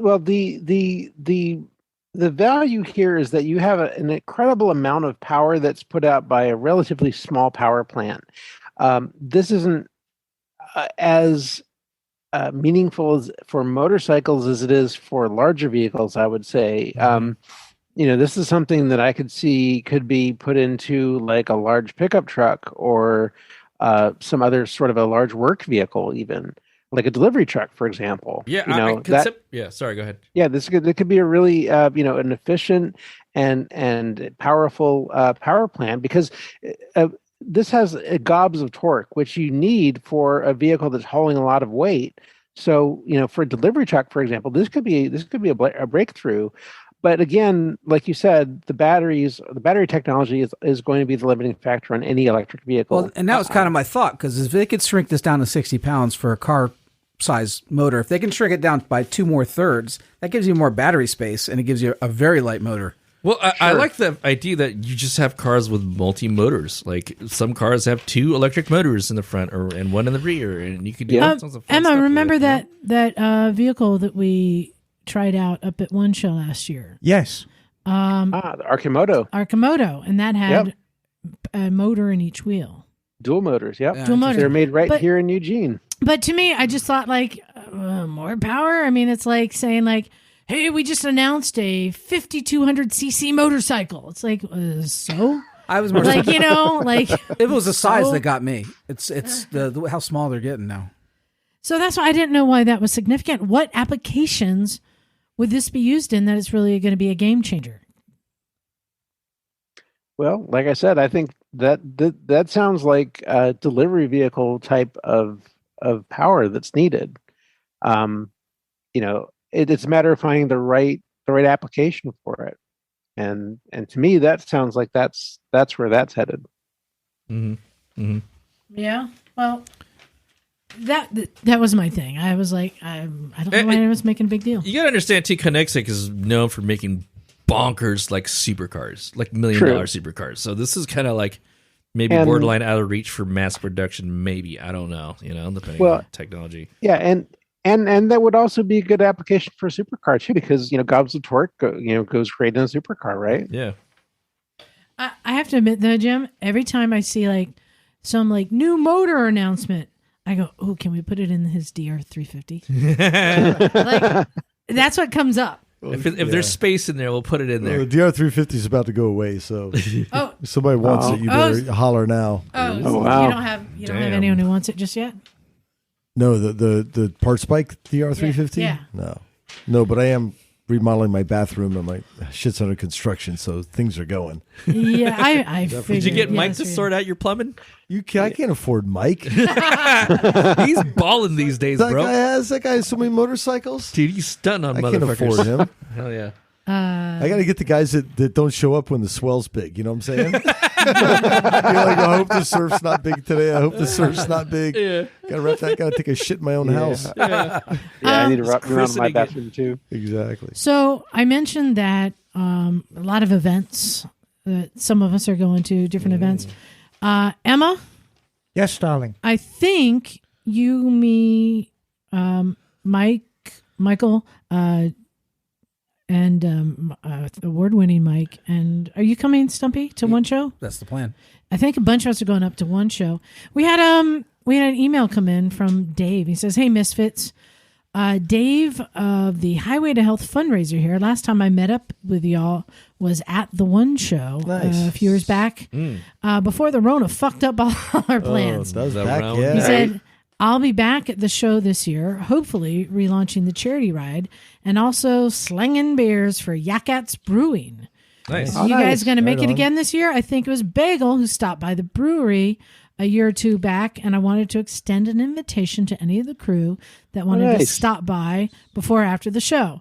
We've got beer, food, and a 100-acre camping dual sport friendly farm anyone is welcome to stay at. Goddamn, son. There's a ton of great paved and unpaved riding in the area. We could have one of those. Does he have And I would be 250-gallon happy to show barrels? it off as well if anyone is interested. The roads are that sounds mostly fun. clear of firearm-wielding heel people. Mostly. Yeah, bring Liza. Do it. She'll find one. So, hey, Dave, thank you so much. That's awesome. As Emma said, and I will agree with her, I don't camp. We I just don't sleep on the even pass ground. that It's not under a vacation. bus. I appreciate it But you when do sleep in a trailer, which is not that far from camping. on a cot. On a cot, she's got to be off the ground. Off What's the the ground. minimum? We'll figure it out. 2-3 inches above the ground. Oh no, it has to be 2 feet. Oh, for your knees, yes. Okay. Yeah. So a snake can't get in there. Snake's all getting warm. I appreciate that offer so much. We're going to be most of us flying in. Emma, you may be driving up.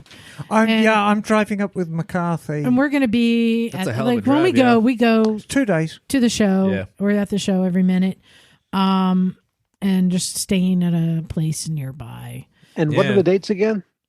I don't know. Look it up, dude. I don't know. Is it I for real forget. going to happen? Yeah, One are you- show? Oh yeah, it's happening. You want to April, come? isn't it? No, April? Maybe. I don't know. We'll see what happens. It's just like work's been crazy dog shit. So unfortunately. Really? Yeah. I'm sorry to hear There's a that. lot of There's not enough people at work, and there's a lot of pent up people right. wanting to go ride rides. I want to ride the Giant Dipper, motherfucker. Dude, you just holler. Dude, at I your love boy. the Giant Dipper. It's Oh, it's April The sky thing. I love that shit. April 29th, April 30th. 30th Yeah. and May 1st. Yeah. Yeah. So yeah, we're gonna be going there. So definitely, hey, Dave, look for us. Say hi. We always love to see our friends up Dude. there. Liza, give you a pair of socks. Oregon in the spring's pretty awesome. Yeah, Oregon's awesome. Yeah, it is.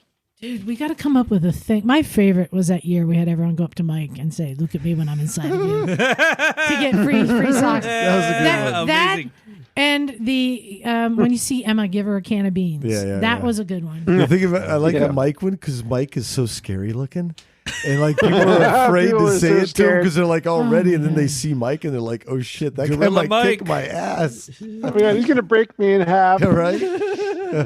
But there is something that I don't want anyone to say. And I'll reveal that in a second. Knock. You have an email there. All right, to this read. one's called Riding Gear and Crashes from our buddy Phil from Pennsylvania. Hey, Phil. From the hospital. New to the podcast, wondered from a Cleveland moto crowd. Good luck Hey. on an accent for me. I'm a big guy from Pennsylvania.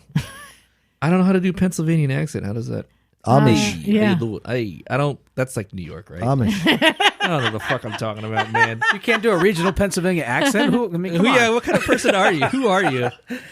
With Ray and Henry's recent crashes, I know gear has been discussed. I must ask you, hearsay, if a helmet is ever dropped or in an accident, it must be replaced.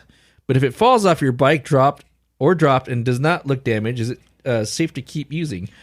Henry, Ray, you guys keeping your helmets. What's everyone's opinion?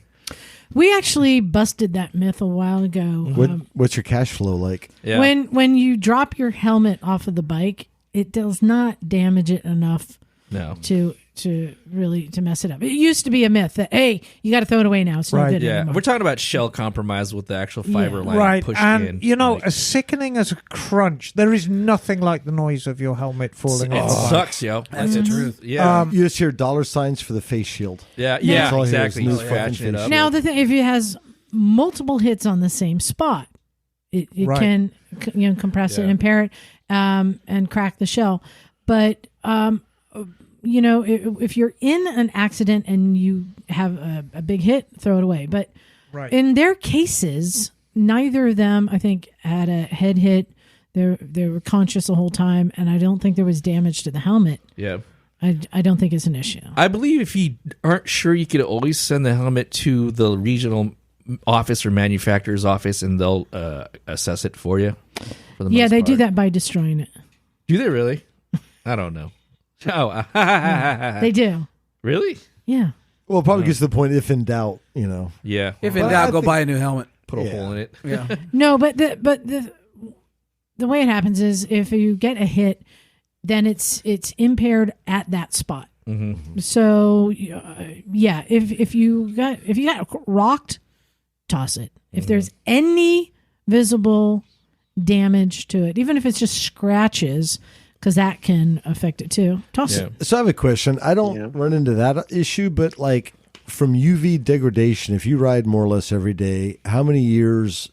Was it 5 or 7 years you should just replace in general? I think it's because of the foam. It deteriorates on the inside. Okay. I think just from wear and tear. Because and knock on grabbing wood, it. I don't eat shit a lot. But, Yeah. So here's something interesting. That AGV helmet up there, I bought that helmet about 18 years ago and never wore it. It's a Rossi helmet, one of the most expensive helmets I ever bought back then. I'd wear the shit. I wore out it of to the Looks track fast. once, right? Uh-huh. It looks brand new. Yeah.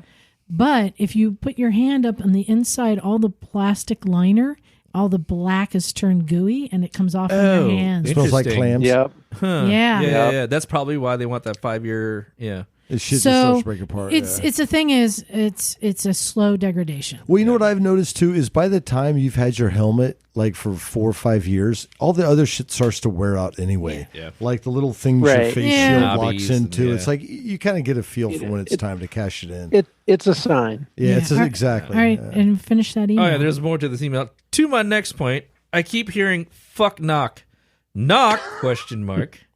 Knock, don't stand up, man. I'm not.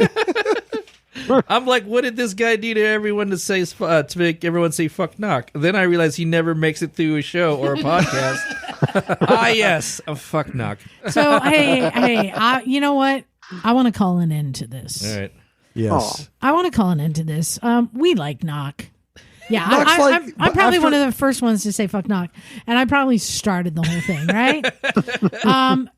But I have to say, it's been fun, and I think to Knock's credit, I've got a good he's spirit, man. somewhat iconic and memorable, You and know people, this is just an homage to It's him. an homage for sure. But I would rather it be something positive. Mm-hmm. I agree. Well, there are positive aspects to that word, and I always that could be a beautiful thing. like some be- WAP, yeah, little like- WAP stuff. It could be not fucks. I always go, "Fuck me, please." Yeah. yes, Yeah. exactly. Some WAP stuff. Turn it into a positive. Great times. Keep it up. I enjoy listening. Gets me through the days working when I'm running a noisy grinder or ear chisel to plug in a good podcast in my ears and buzz through the workday. Phil from Pennsylvania. And you know what? I don't give too much shits about this because I'm what you call a ligma male. What's that? Ligma balls.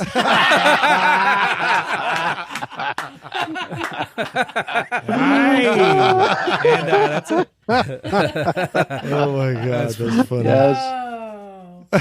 Yeah.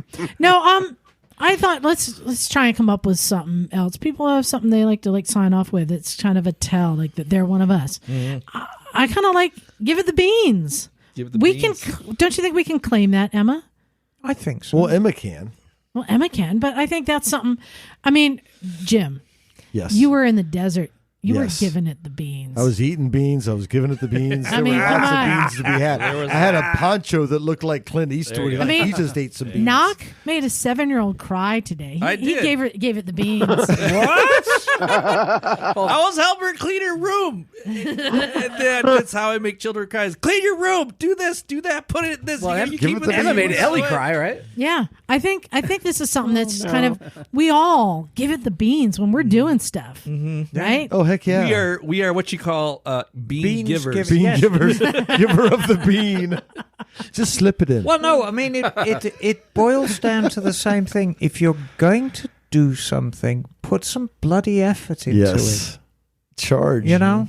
There you go. That's it. That's giving it the beans. I think I see a sticker on the horizon. I'm Yes. gonna get I'm gonna make one. All right, who else has an email?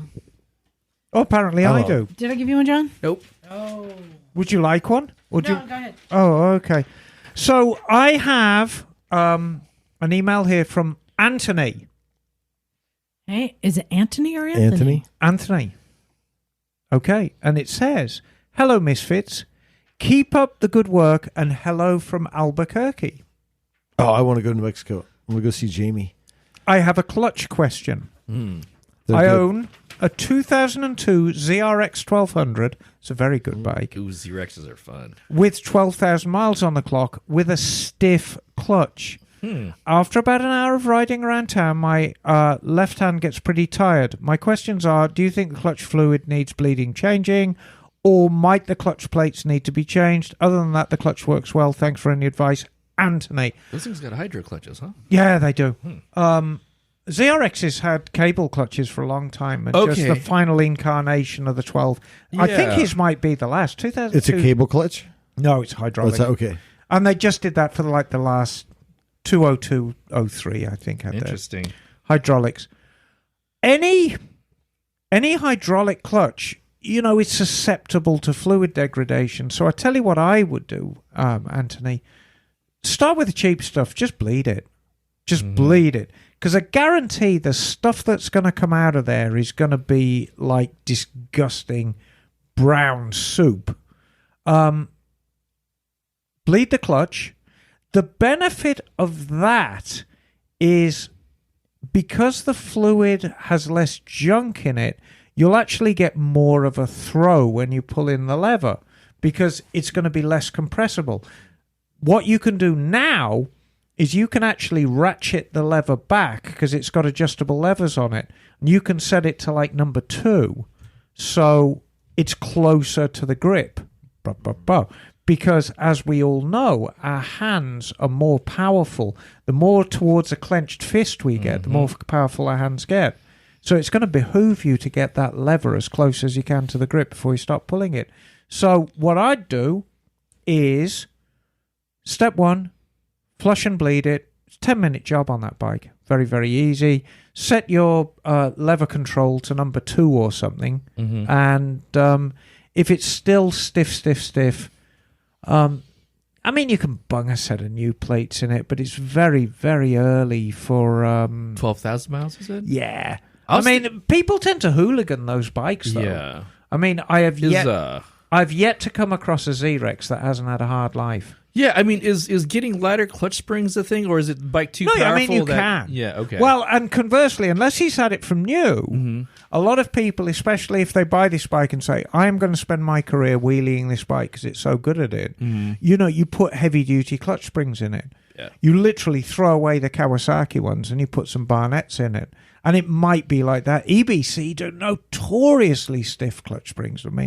I put a set of EBC springs in my GS 1100 and I'm like, Jesus Christ, better start squeezing tennis balls to get used to this. I was wondering too if because you touched on this, the ergonomics wise in terms of like lever span. I was wondering if rotating the clutch lever downwards too. To where, that always helps. The idea is if you think you're at your most powerful, as you reach towards the handlebar, if your fingers form a straight line with your forearm, that's when you're going to be at your most powerful. So a little bit of ergonomics and twisting the levers.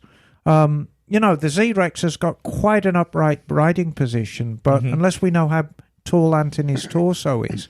But just thinking it through. Think about that. Your fingers sticking out straight on your forearm is your most powerful. And bringing the span closer to you is going to give you more power too. I would be concerned if he's developing like an RSI type situation if his arms or wrist is cocked kind of weird. Oh, you'd be surprised how many bikes I get down at the shop, and the levers are all over the bloody place. One's up and one's down. It's like, Jesus Christ. Yeah. And so I'll service the bike and then say, look, I'm going to set this bike up to you. You've forgotten, one of the first jobs I did down here, I actually set up Marie's, I think she was riding a Jizz Bomb at the time. And I set it up. 650 or whatever it was? No, long before that. Oh, yeah. Okay. Little Jizzer. Yeah, right. And I set it up to her. And it really made a difference. It made it far easier to ride. I know Jim is one of those people. I look at your bikes. His levers are like my tits. Like one's up here, one's down there. I'm like, how do you ride like that? How dare you make me try to notice your tits? I thought if you actually saw Liza's tits, you'd like turn to stone or something. Oh, I know what had happened. You remember the Nazi guy at the end of Indiana Jones? Yeah, right. Just melting away. Yeah, that's exactly what happens if you see Liza without a bra on. We'll add that to our movie pitch. There you go. All right, John, you have a quick one there to me? Yeah, I do. So I'm a confessed blast. This is from John Happold. I don't know. Hey, John. Great name, John. I'm a confessed blast lover who cares that I'm 6'3" and 240 pounds. I can live with the cramping muscles. It doesn't bother me when I'm on a group ride with the baggers and they lose concentration laughing at me.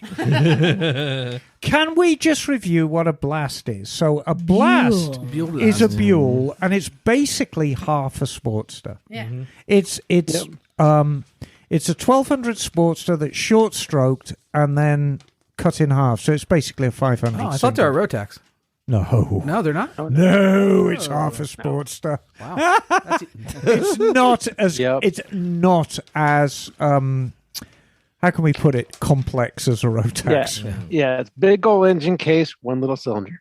All right, you two are making too much noise over there. Oh, sorry. Yeah, sorry. Okay, origami. So the fact that I can out-corner them is cool with me. Yeah. So what if semis push me around like toilet paper in a tornado? It's a fun ride for 100 miles.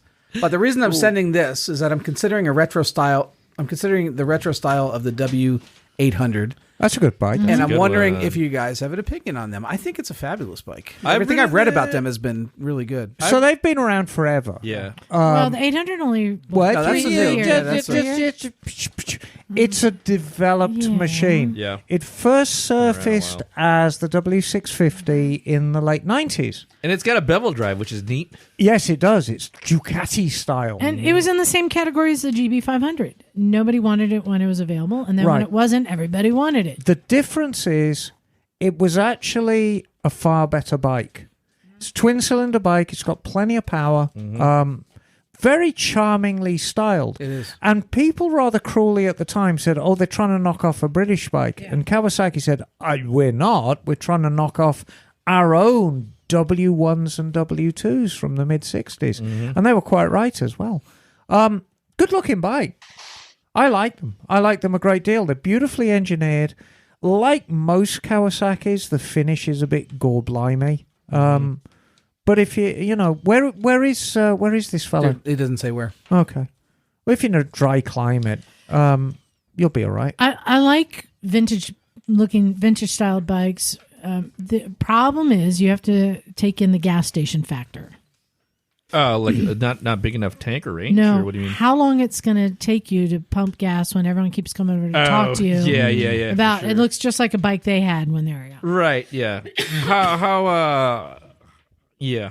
That old man will keep talking. Yeah. Incidentally, my make eye very, contact. very dear friend Mike Beck, and I think for a while we were giving away Mike Beck CDs, Yeah. has couple of weeks back, I went up with him to Oakland. We bought a spanking new Royal Enfield Meteor 350. Oh, good for him. And if you talk about a gas station bike, that thing gets more attention than you could possibly imagine. There's no chrome on it at all. So you're saying they nailed the look on that thing, huh? Well, it's kind of strange. It doesn't look like a vintage bike. Everything's flat black, and in Mike's case, school bus yellow. So it's quite a peculiar looking bike. I think it is. I think it is good looking compared it's a great looking bike compared to the Rebel 250, which is so popular among new riders. And I'm like, get this instead. Like the old style Rebel 250? Yeah, I think this. I for some reason I'm championing the Meteor 350. I don't know why. I don't like it. You champion it even more if you rode one. Yeah, we'll see. All right, Bagel, you have an email there? Yeah, I do. I have an email here from Joe Troy. Hey, Joe. Or was that Joe. Troy? Was that Troy Joe? No, it's Joe Troy. He writes, "Hiya, Misfits. Hey. My name is Joe from Atlanta, Georgia, but originally from Chicago, Illinois. Guys from Illinois. I'm a long-time listener, but I figured I'd give this email thing a shot. You can thank the Degenerate Drinking podcast that occasionally talks about motorcycles over in Cleveland for sending me your way. Hey, thanks, guys. I'm a young lad at 23 and currently ride a 2019 Yamaha MT Master of Tickets 09, but I've also had many other bikes in the few years I've been riding. Mm-hmm. I love dirt riding and would love to get into it once I can figure out a way to facilitate it again, as I have had to give it up for college and starting my career. So thank you all for stoking the fires and allowing me to live vicariously in the dirt through you. I also will be attending the Stumpistan trip, which I'm very excited. Yeah, brother. Nice. Previously, I've only visited Canada outside of the U.S., so this should prove to be quite the memorable adventure. No, it's just like Canada. Dude. Bro. Just like Canada. At A little 23, warmer. 24, you've seen this much of the world, the crazy part of the world. That's pretty dope. That's cool. Right? Yeah. I have a question regarding mileage on bikes. Okay. My MT already has about 17.5 thousand miles on it and counting. And I have put about 1,000 of those on it since purchasing it 2 months ago. Time to change your oil. What would you consider high mileage for a modern motorcycle and also a classic motorcycle, is if there's a difference there? Yes. I think Also, not can answer that. Now, Yeah. also, have you had to replace a motor because you've had so many miles on the bike that it was just easier to get a new motor and keep the rest? I think Jim can answer that. I love my bike and plan to keep it until the wheels fall off. So these are some of the things I've been thinking about. Okay. And Emma, please tell me why Oh, Tell me why. don't more motorcycle manufacturers produce bikes with underbelly exhaust similar to the MT-09, Ninja 250, and MT-07? What is the purpose for having a big honking pipe sticking out of the back of something like, say, a CBR 1000 RRR pirate bike? Cheers, y'all from Atlanta. Stay safe and healthy, and I wish you many miles of smiles in 2022. Best, Joe. All right. See you in Pakistan, Knock, Joe. you want to handle modern bike mileage? Okay, like I don't actually have a modern bike. I have a bike from 1998 with 133,000 miles on it. Yeah. Jim, how many miles on the So- FZ1? the FZ's creeping up on about 70,000. Yeah. Still running like a jam. Oh, it's a ripper. Oh, yeah. Fucking thing So, rips. 100,000 miles on a modern bike. Halve that for a vintage bike. Huh. Halve it. Yeah. Just by virtue of Well, like right. and material again, engineering, on a sounds vintage good. bike, mileage isn't the problem. Yeah. It's age. Right, Age, it's yeah. age. And- But it's the And same. how it's maintained. It's the same for cars. It's exactly the same for cars. You know, 20, 25 years ago, 100,000 miles was considered high mileage for a Yeah, car. it was. Now, 200, 250,000 is the norm. You know, vehicles are getting better. As it, you know, Just change the oil, right? as Just change it the just- oil. that is Yep. the lifeblood of And- your engine. Change keep it topped the up. oil. Yeah. So when you say vintage, what year would you consider vintage now? Yeah. What would you Anything say? Well, typically Pre-midnight- 25 years. Yeah, I was is going to vintage. say 25, 30 years. So, like, I think I've asked you this question at one point. At what point did materials engineering become to a point where you could say this is a modern bike and it's good enough for 100,000 miles? That's probably like late to 80s, early 90s. Would you say was that what? I think I can't remember. Well, you know, I try not to go on about what a great bike Rufus is, but I think Rufus, go on. Rufus is a modern bike. yeah. Rufus is capable of 100,000 miles, makes buku power. It's got 17-inch radials, got plenty of braking. The only thing that really ages him is he's 100 pounds overweight. Yeah, and the colors too. No, I think you're right on the time. I remember when, like BMWs were considered high mileage bikes. You could put 100,000 on it.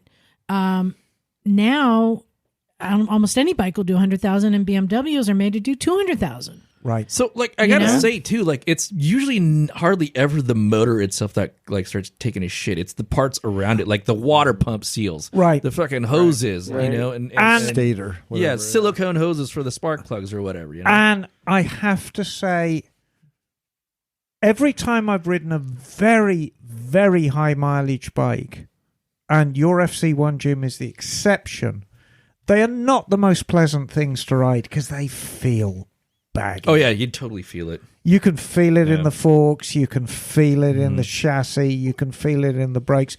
The FC1 still feels tight. Yeah, it's a ripper. You know what you miss though is modern electronics. I tell you what, like I was up in the hills today ripping around, and it would have been really nice to have ABS because you never know when you're coming around a second gear turn kind of hot and there's a whatever in the road where you just got to snatch some front brakes. So anyway, I have a couple quick announcements to make. We had a listener who sent us in an app that was really cool. Both John and I checked it out. And this came after our incident last week. It's an app, and Jim, you might really want to check this out. it's called ishitmypants.com. No, New underwear every month. It's called OnX. Ooh, okay. OnX. Back to the rave days. And it is a map for off-roaders, any kind of off-roaders and hunters. They have different apps. I think I've seen it. So you can go into an area and look and see. It has all the land plots. And if it's BLM or if it's privately owned or whatever. So you can find out what's owned. In fact, Jim, you can go anywhere in the United States and zoom in. I zoomed in on your house and your name was on top of that. Is that right? Every single landowner in this country, be it a neighborhood or land, is listed on this. Crazy. It's kind of interesting. But you can go out into like land where you're not sure, is this private property or not? So for people like who go off-roading and hunting, this app called OnX was pretty cool. Yeah. I also found a layer after looking at that app. I went back into Gaia, and there's a layer that's kind of hidden a little bit, but it's exactly the same thing. So Residential information, essentially. Well, Yeah. it's good to know where you're Plot at. lines, Just, landlines. well, especially if you like to shoot guns and stuff, it's good to know, whose property you're on, yeah. who you're shooting at. Yeah. So anyway, OnX, I thought that was pretty cool. Another announcement: the T-shirts are coming in a few days. Knock, I used your design again, Please do. and I changed up the color. Cool. So, and everyone on our Patreon list is going to be getting one of those for free. Everyone for $5 or more. We got a bunch of new subscribers. So that offer is still out there. Once I've got them all shipped and I'm done with it, then the clock resets till next year when we do the next t-shirt batch. I do one batch and that's it. So if you're interested in getting one of these shirts, you just got to join Patreon, be a supporter, $5 or more. And I'll get an email from me saying, what size do you want? It's that simple. We and then provide the value. And then John has an announcement. yeah, I've got a couple actually. So we still have spots for Stumpistan. So would love to have you join us, and it's getting close now because you got to get a visa ahead of time. Isn't it crazy the three of us have trips that we're doing? That's awesome. I know. We live a measly 79 That's why I think- years in this world. You should take your exactly experiences right. Fast. amazingly. Yeah. Do it. Yeah. So Without regret. So any questions? You can actually check me on Facebook also, or email to Liza. Secondly, wow, I just had a brain fart. Video. So I finally got the video done for the Numbnuts Challenge. And it's up on our YouTube channel. That's good, so man. I would love saw for you that to shit. come check it out and share it and like it and subscribe to our YouTube channel. And lastly, I'm going to be in Daytona next week. I'm going to be at both rounds of the flat track in the Oh, no Volusia, shit. the Volusia flat track, and I'm potentially going to be at the Daytona 200. Cool. So if any listeners are out there, I'm going to be staying in DeLand, which is kind of outside of Daytona Beach. I'm going to be around. So if you want to connect, and So look for a short, stumpy, bearded guy. exactly, Yeah. it's incredibly sexy with animal magnetism. Hey, John, if I give you some stickers, can you slap them on some Harleys? Oh, yeah, absolutely. Yeah. Slapper, slick, and Charlie.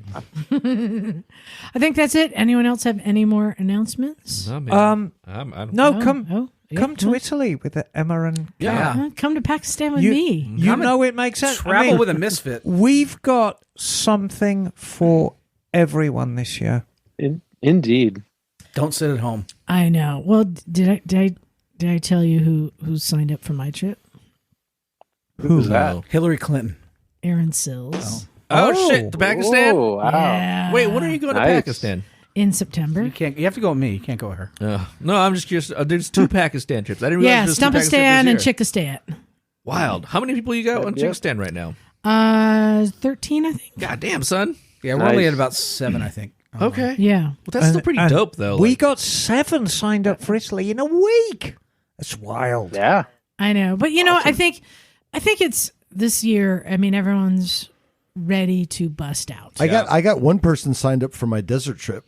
It's me. Bring gasoline. Yeah. I have not a lot of interest in camping or riding in the desert, but I have a lot of interest, Jim, in seeing this thing you love so much and just trying to just understand BLM land, because you love it so much. So I'm like, I just want to witness that, even if I'm not like enjoying going out riding, just seeing you doing something you love is fun. He's definitely in his zen spot when he's there. Yeah, I think we'd all go down there and find something really quite special. Mm-hmm. Oh, I have one more thing. One more announcement. Yeah, buddy. I'm just gonna say I already asked Jim and John, and they can't go. So Emma or Knock, would either of you like to go with me next Saturday to San Jose BMW?